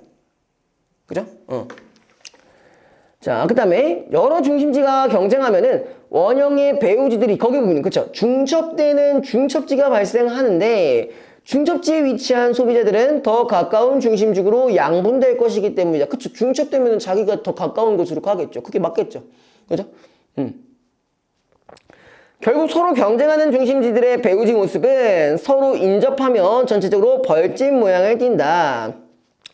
자, 그런데 편의점은 사용 빈도가 높은 제품들을 판매하기 때문에 배우지 면적이 좁은 반면 그렇겠죠. 우리가 보통 편의점에서 뭐 삽니까? 뭐 사요? 삼각김밥, 뭐 커피, 라면, 그냥 우리가 자주 먹는 것들, 그런 것들을 사기 때문에 가까우면 가지. 여러분들이 예를 들어서 걸어서 5분 가야 편의점이 나와. 가? 아직 거기까지는 갈 수 있어. 그죠? 그러면 10분이 걸려. 가요? 안 가죠. 그러니까 어떻게 되는 거야? 이 배우지가 좁을 수밖에 없는 거죠. 맞죠? 그럴 수밖에 없죠. 자, 근데 이제 그 밑에 어떤 말이 나오냐면요. 병원은 편의점에 비해 빈번하게 방문하는 곳이 아니기 때문에 상대적으로 배우지 면적이 넓다. 그렇지? 여러분들 만약에 병원인데 걸어서 10분이래. 어때? 개꿀 아님? 이렇게 되는 거잖아. 그쵸? 차로 20분 가야 돼. 뭐 그것도 괜찮을 것 같아. 이런 느낌이 드는 거잖아요. 그쵸? 그래서 편의점 같은 경우 편의점이랑 뭐랑 비교했을 때 병원이랑 비교해 봤을 때 어디에 배우지가 더 크다는 얘기예요? 병원의 배우지가 더 클 수밖에 없어. 그쵸? 이거 이해됐죠? 자, 그 다음에 즉 배우지 면적은 재화나 서비스를 소비하는 빈도에 반비례한다. 여기 체크해 주셔야겠죠? 빈도에 반비례한다. 그래서 특정 지역에서 동일한 재화나 서비스를 제공하는 중심지의 배우지 면적은 동일하지만 서로 다른 재화나 서비스를 제공하는 중심지들 간에는 배우지가 중첩되면서 배우지 면적이 차등화되어 계층 구조가 형성된다. 중심지 이론은 그 배우지 면적을 중층지의 중심성이라고, 그러니까 이렇게 보시면 되죠. 만약에 그 중심지 쪽에 편의점과 병원이 다닥다닥 붙어 있어요. 그럼 개꿀자리죠. 거기다 지하철역까지 있어요. 개꿀자리죠. 씨발 개꿀자리라 보죠. 그런 느낌으로 보시면 됩니다. 그렇게 되면 이제 뭐가 되겠어? 집값이 존나게 비싸겠지, 그치? 아무튼 간에 중심성이 큰 중심지가 그보다 작은 중심성을 가진 중심지보다 상위 계층에 속한다고 보았다. 그치? 그런 입지가 있는 곳은 상위 계층이라고 우리가 생각해 볼 수는 있겠죠. 상위 계층에 속하는 상업시설의 배우지는 하위 계층에 속하는 상업시설의 배우지를 전부 혹은 일부 지리적으로 포괄한다. 그럼 여기서 상위 계층이라고 한다면은 뭘 기준으로 보시면 되냐? 여기서 굳이 편의점이나 병원으로 따졌을 때 뭐가 더 상위 계층일까요? 병원이겠죠. 그죠? 배우지를 이렇게 안고 갈 수가 있잖아. 그죠? 자, 그 다음에 크리스탈로는 면적 기준으로 상위 계층의 배우지 하나가 하위 계층의 배우지 몇 개에 해당하는 면적을 표고하라는 것을 나타내는 값을 K값이라고 하며 이를 기준으로 상업시설들 간의 이상적인 자리적 배치를 설명하는 포섭 원리를 제시하였다. 그러니까 이런 게 있다라고 했어요. 근데 아까 성현아 아까 뭐 무슨 단어가 모르겠다는 거야 아까? 크리스탈로. 그냥 이런 사람이야. 사람 새끼. 안 읽었었어요. 그쵸? 자, 아무튼 특정 지역에 존재하는 상업시설은 편의점과 병원뿐이라고 가정하면은 포섭원리적 시장원리는 K는 3체계로 표현된다. 자, 이제부터 뭐가 나왔냐? 포섭원리라는 게 있었고요.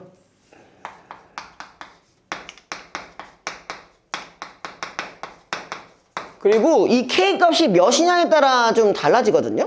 그래서 자, 이 포섭원리 중에서 시장원리는 그러니까 어떻게 이루어지고 있다? K는 3으로 이루어지고 있다. 근데 K가 지금 뭐라고 했어요? 배우지 몇 개에 해당하는 면적을 포괄하는가 라고 했잖아요. 그쵸? 그러니까 3개까지 포함한다는 얘기겠죠. 그쵸?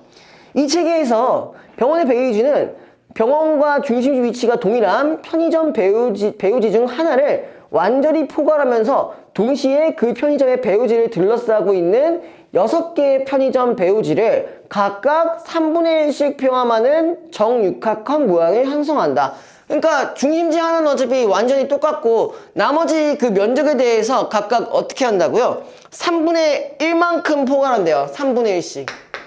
그죠? 이렇게 갖고 가면 되겠죠? 이렇게 상업시설들이 배치될 경우에는 소비자들이 상위 계층의 중심지에 접근하는 거리가 짧아지는 이점이 있다. 그렇겠죠? 그렇게 되면은, 그죠? 자, 이번에 두 번째. 포섭 원리 중 교통 원리. 이번엔 교통 원리래요. 자, 요거 원리 같은 경우는, 자, 요것만 좀 다른 거예요. K는, 4체계로 표현된다 했어요. 4체계.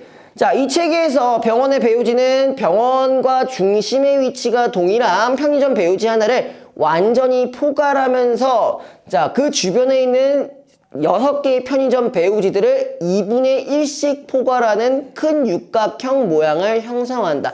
그러니까 이게 무슨 말이냐면은 3분의 1씩 곱하기 6개가 들어가니까 여기는 이 값이 나오고 그 다음에 완전한 값이 하나 있었으니까 이렇게 되는 게 맞죠?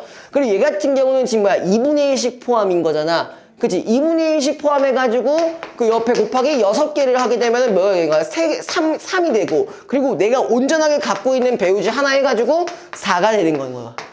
아마 처음에 아까 방금 얘기했을 때 이 부분이 조금 이해가 안 됐을 수 있을 것 같아요. 그래서 요거 이렇게 적용해 보시면 된다. 됐죠? 배우지가 6개가 있으니까 곱하기 6 해야 되는 거예요. 자, 그 다음에 이렇게 상업시설이 배치될 경우에는 상위계층 중심지를 연결하는 도로선상에 하위계층 중심지들이 배치되어 있어 교통이 편리한 이점이 있다. 두 원리에서 모두 상위계층들도 그들만의 벌집 모양을 띠며 분포하는데 교통 원리에 따라 배치될 때 상위계층의 배우지 면적이 더 크다. 그치? 내가 갖고 가는 게 더 많기 때문에 여기에 비해서 교통 원리에서의 배우지가 더 클 수 있다. 이것만 기억하시면 되겠네요. 그죠? 됐죠? 왜? 이해 안 되는 거 있어요? 괜찮아요? 자, 크리스탈로의 중심지 이론은 기존 도시에서 자연적으로 형성된 상업시설들의 불규칙한 배치를 설명하기 힘든 난점. 그쵸? 우리가 실제적으로 그렇잖아. 우리가 좀만 가도 편의점 존나게 많고 그런 데 있잖아. 어쩔 수 없잖아. 경쟁하는 거잖아. 그죠? 자, 그러나 새로운 도시를 기획할 때는 상업시설들을 보다 효과적으로 입지시키는 데 유용하게 활용할 수 있다라는 내용이었습니다. 자, 그 다음에 이제 문제 넘어가시면요.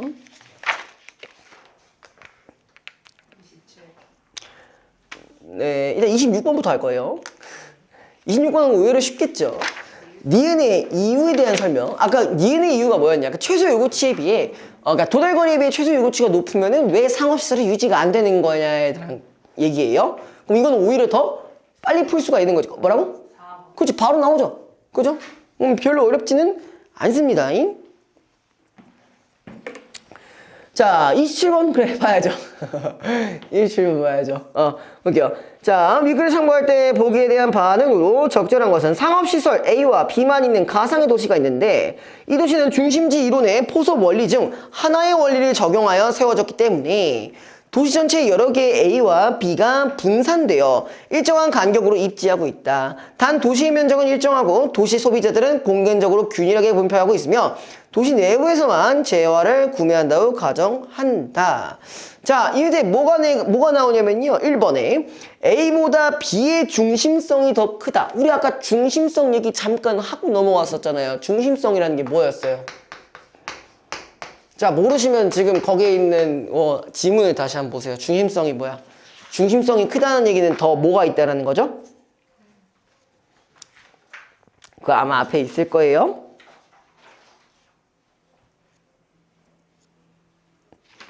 중심성이 크면 이렇게 돼 있어요. 상위 계층이라고 돼 있어요. 그죠? 그죠? 근데 지금 우리가 A라는 상업지구가 있고 B라는 게 뭐 두 가지 이제 업종이 있는 거잖아요. 그죠? A보다 B의 중심성이 더 크다면은 그럼 B가 뭐라는 거야? B가 상위 계층이라고 하면 돼요. 자, 우리가 근데 어쨌든 간에 지문에서 제시된 거는 결국 뭐였어? 편의점 아니면 병원이었잖아요. 그쵸? 맞죠? 그럼 B가 더 크다면 B를 뭘로 생각하시면 돼요? 병원이라고 생각하시면 되는 거죠. 그죠? 얘가 더 크다면은 하나의 A를 이용하는 소비자는 하나의 B를 이용하는 소비자보다 많을 것이다. 아니죠? 얘가 상위 계층이니까 더 많겠죠? 그래서 1번 틀렸네요. 그쵸? 이렇게 하시면 돼요. 자, 2번. B보다 A의 중심성이 높다면 그럼 이제 A를 뭘로 가정하시면 돼요? 병원이라고 가정하시면 돼요. 그쵸? 어떤 포섭 원리가 적용되어 있든 B의 배우지 하나가 A의 배우지 중 하나를 완전히 포괄할 것이다. 이거 어떻게 바꿔야 될까요? 완전. 반대로 바꿔야 되죠. A의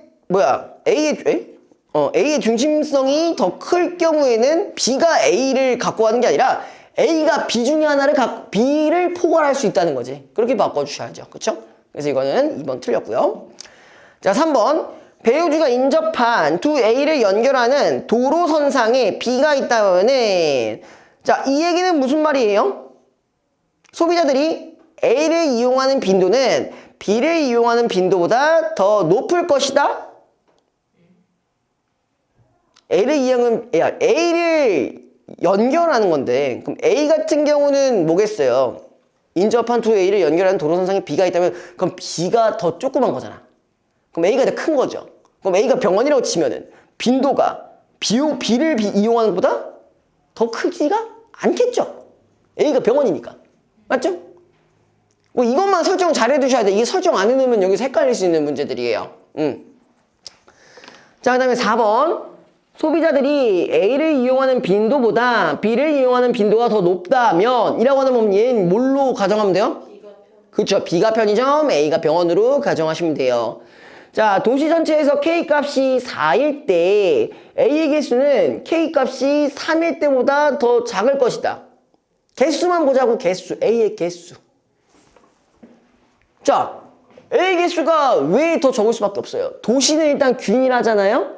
그리고 K가 3일 때보다 4일 때 뭐가 더 크다고 했어요? 배우지가 크기 때문에. 그럼 당연히 이제 뭐가 되는 거야? A 개수는 줄어들겠지. 왜? A 자체의 면적이 이미 크기 때문에. 그죠? 그래서 4번이 정답이고요. 5번. 자, 소비자들이 B를 이용하는 빈도보다 A를 이용하는 빈도가 더 높다면 자, 그럼 이제 뭐야? A가 편의점이네요. 그쵸? 교통원리가 적용되어 있을 때 B의 배우지 면적은 시장 원리가 적용되어 있을 때보다 교통원리니까 더 커야지. 그죠? 그러니까 이거는 이렇게 문제를 푸시기가 어렵지 않네요. 자, 마지막 갑시다. 어디 가야 돼요? 네? 이거 갈 거예요.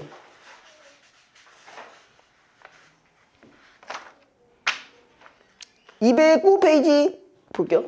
209페이지. 네, 문학하면 안 돼요? 싫어요. 왜요? 너무 빡세요? 지금 2개밖에 아니잖아, 근데. 드론 좀 어려워 보여요. 드론이요? 그것만 알면 끝나요. 아니 비례식이 모르겠어요? 어? 비례식이 있는데요. 응. 못하겠어요. 할 수 있어.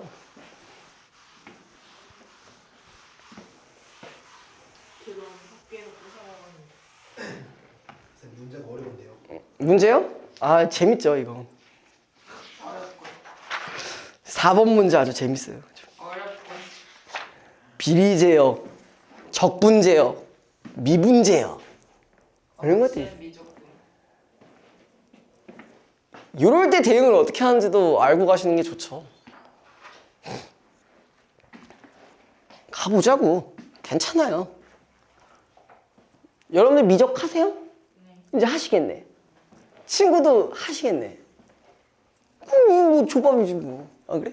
할 거지 하는 게 아니잖아요. 자, 뭐 어려운 부분은 뒤에 부분밖에 없습니다. 자, 볼게요. 빨리 볼게요. 자, 드론은 전파로 원격 조정되는 무인 비행체로 제어 시스템과 다수의 모터 및 프로펠러, 그 다음에 배터리, 본체 프레임 등으로 구성된다. 자, 일단 여러분들이 이걸 처음 맞닥뜨렸을 때는 어떻게 생각을 해줘야 돼요? 아, 얘네의 구조가 지금 이렇게 있구나. 일단 생각은 해주시고 넘어가야겠죠? 만약에 처음 접한다고 생각했을 때. 그죠? 자, 그 다음에 이중 제어 시스템. 제어 시스템은 각종 센서로 드론에 작용하는 힘을 파악하면서 이를 감안하여 사용자의 명령 신호에 따라 각각의 모터를 제어함으로써 드론을 조종하는 기능을 한다. 이제 앞으로 뭔 얘기를 할 거란 얘기예요? 제어 시스템에 대한 얘기를 할 거란 이야기입니다.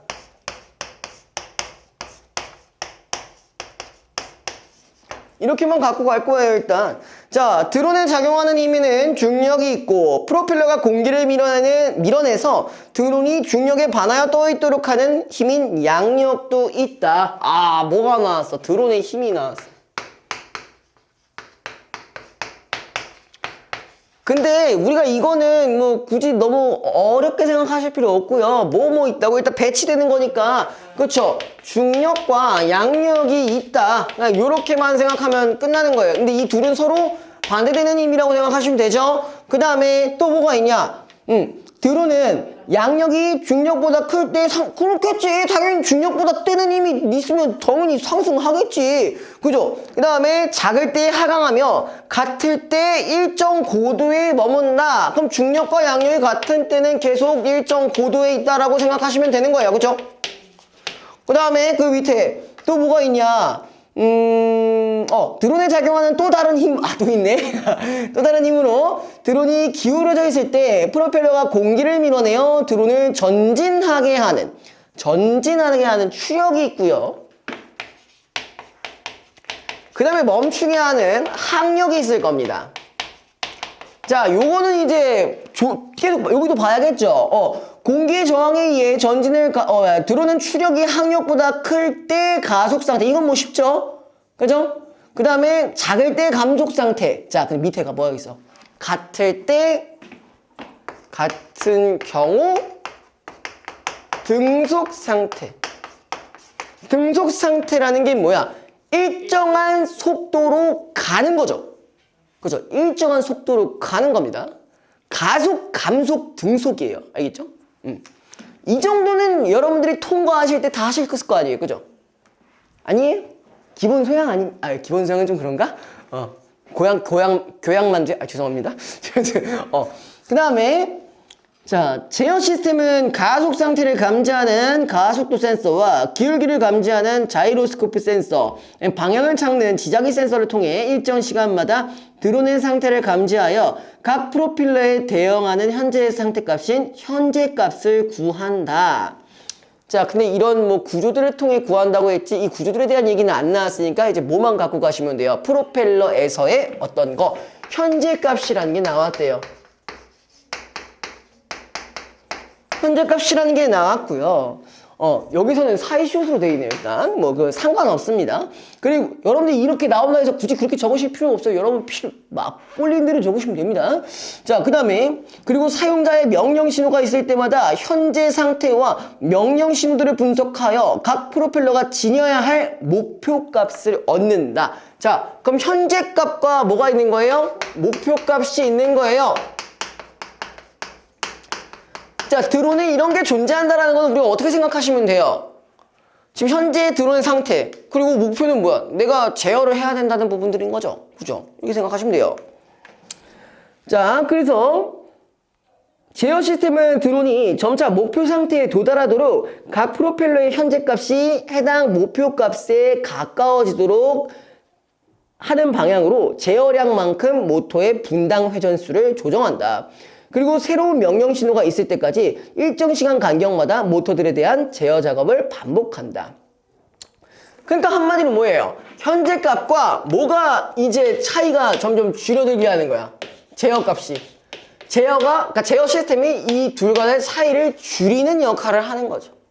됐죠? 그 다음에 이 과정에서 제어량을 적절하게 산출하는 것이 무엇보다 중요한데, 제어량이 너무 크면은 목표값을 지나칠 수 있고 너무 작으면 목표값 달성에 많은 시간이 소요되기 때문이다. 이제부터 뭐가 나오냐? 제어량 산출에는 여러 방법이 존재해요.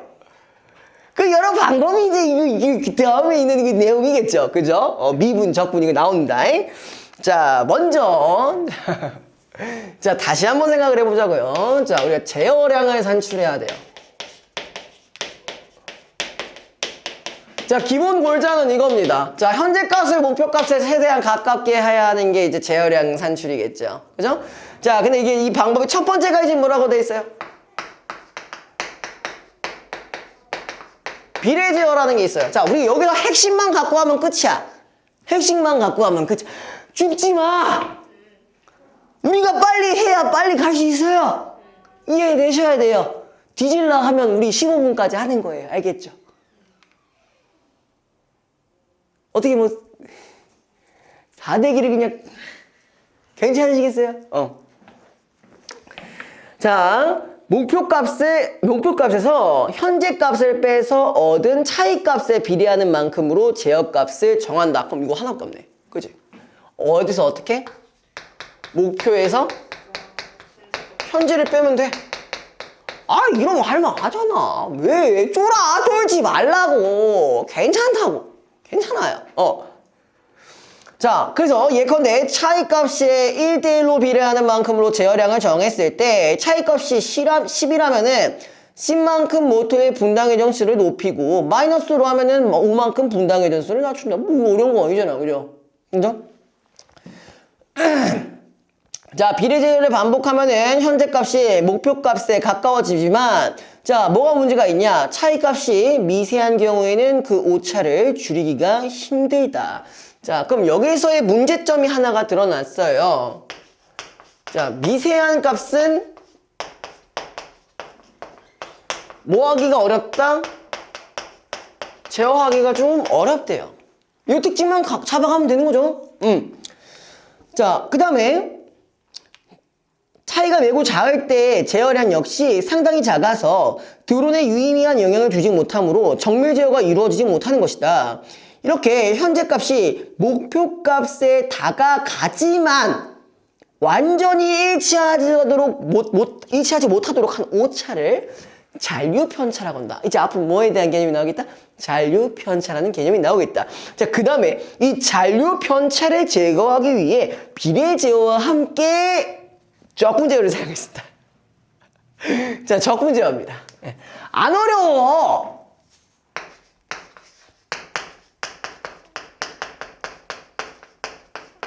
근데 보통 적분 제어가 사용될 때는 어떻게 이용되는 거야? 얘 플러스 얘로 진행이 되는 거예요. 그러니까 보조라고 생각하시면 돼요.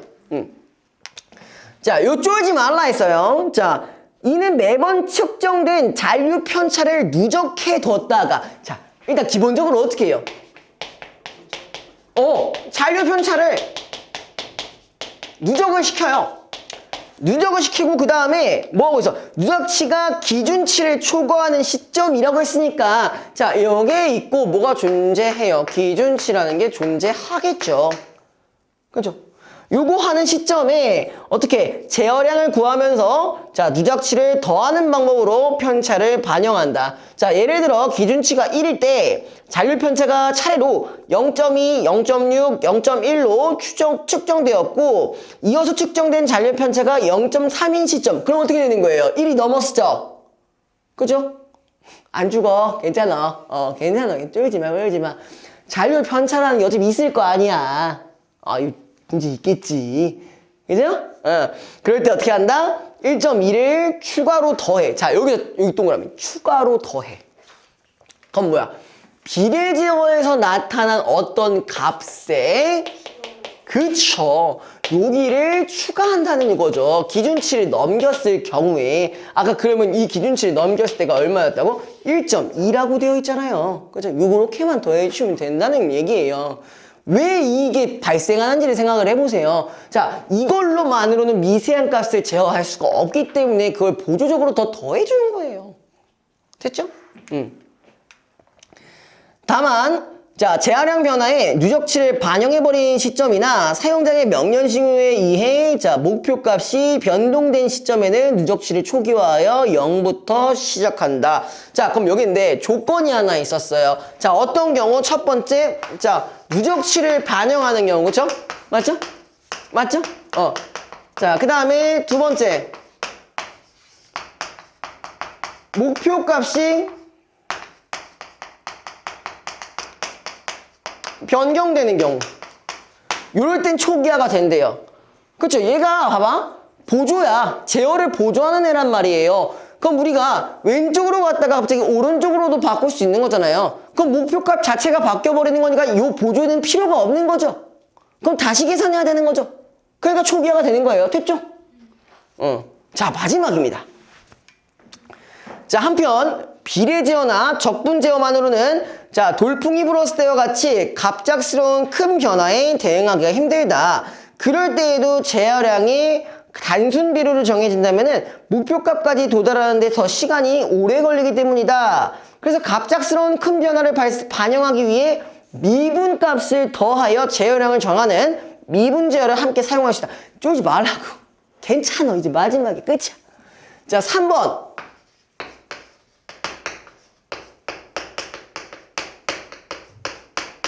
자, 미분제어라는 게 있는데, 자, 요거가 들어갔는데도 불구하고 어떤 경우에 갑작스러운 변화가 있을 때, 그때 사용한다고 보시면 된다는 거예요.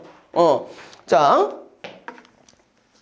미분값이란 비례제어 시에 구한, 자, 동그라미, 차이값의 변화량이다. 이것만 보시면 끝이야. 이 값의 변화량 이것만 기억하시면 돼요.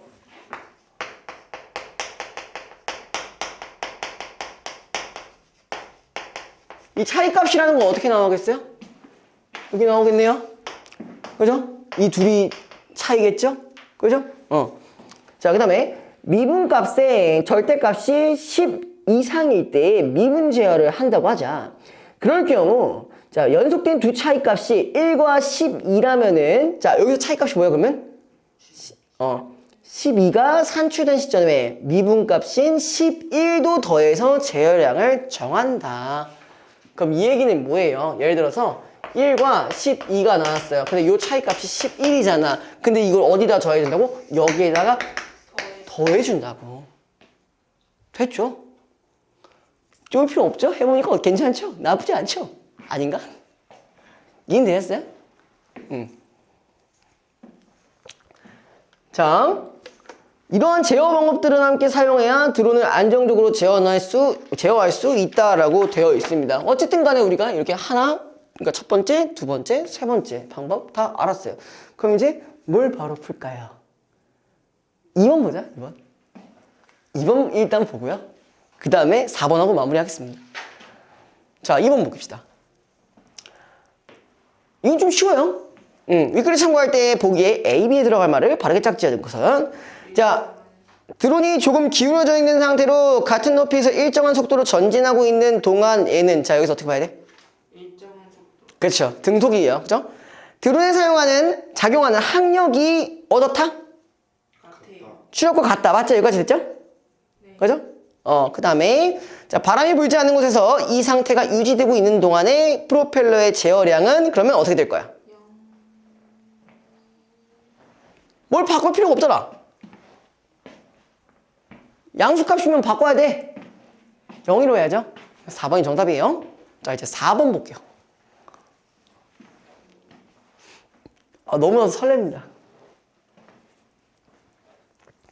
윗글을 읽고 보기를 이해한 반응으로 적절하지 않은 것은 자, 아래의 표는 제어량 산출 기준에 따라 매초 제어량을 구하는 드론의 제어 시스템이 하나의 프로펠러에 대해 1초 경과시마다 산출한 현재값과 목표값 그리고 잔류 편차를 나타내는 것이다. 야, 이미 이걸로 다 할 수 있잖아.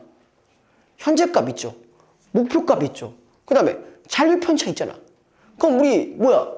얘도 가능, 얘도 가능, 얘도 가능. 다 가능하죠? 근데 거기에 있는 자, 요 부분 요거랑 이것만 기억하시면 끝나는 거잖아. 그리고 적분 제어를 했을 땐 요 부분에서 초기화가 된다는 걸 기억을 해줘야 돼요. 자, 그럼 여기서 이 표를 기준으로 했을 때 목표값이 변하는 구간이 있을 거예요. 뭐가 있을 거예요? 목표값이 1초에서 2초, 그 다음에 2초, 그러니까 2초에서 3초 넘어가는 곳에서 한번 바뀌죠? 그 다음에 5초에서 6초 넘어가는 사이에 한번 바뀌죠? 요거 참고하시고 푸시면 됩니다. 자, 1번부터 볼게요. 적절하지 않은 겁니다. 3초 시점과 6초 시점에서 사용자에 의한 새로운 명령 신호가 발생하였다. 맞냐? 네. 맞죠? 목표값이 변했죠? 그렇죠. 2번, 자, 비례 제어만 사용하는 경우에 3초 시점에는 모토의 분당 회전수가 1만큼 낮춰질 것이다. 맞냐?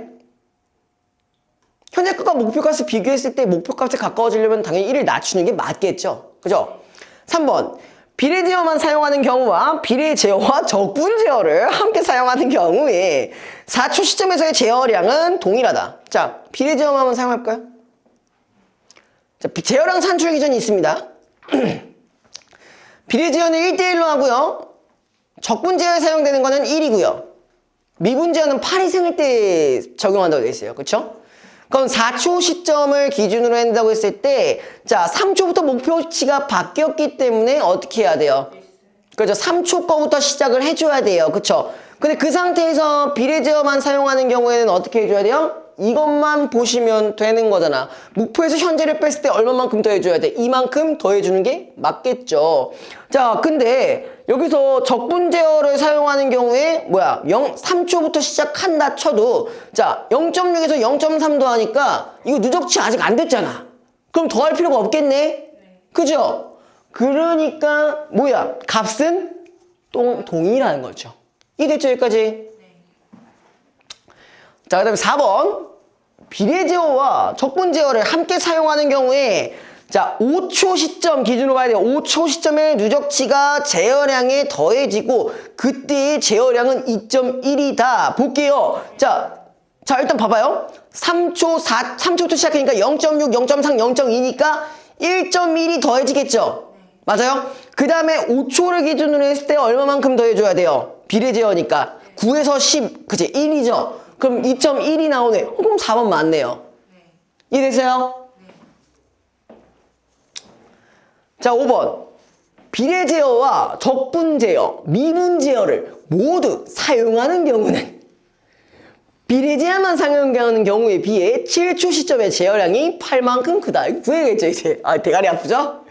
자, 7초 시점을 기준으로 보자고요. 7초 시점에서는 비례 제어만 사용할 때 얼마예요? 15죠. 자, 요거는 계산을 좀 해주는 게 좀 더 좋겠네요.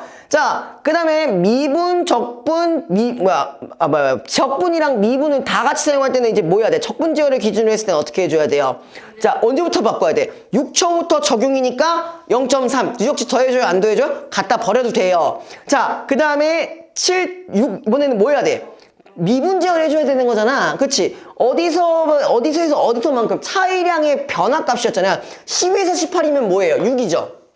그 다음에 3에서 18이면 15죠. 그럼 이만큼 차이량의 변화값을 빼주면 얼마예요? 9예요. 그쵸? 이 9만큼을 뭐랑 더해주자고 했죠? 여기 봐봐. 그쵸? 여기 부분이랑 여기 부분이랑 더해줘야 되는 거잖아. 그쵸? 그럼 24가 나오니까 8의 차이가 아니라 9의 차이가 나와서 틀린 거죠. 이해됐어요? 괜찮았죠?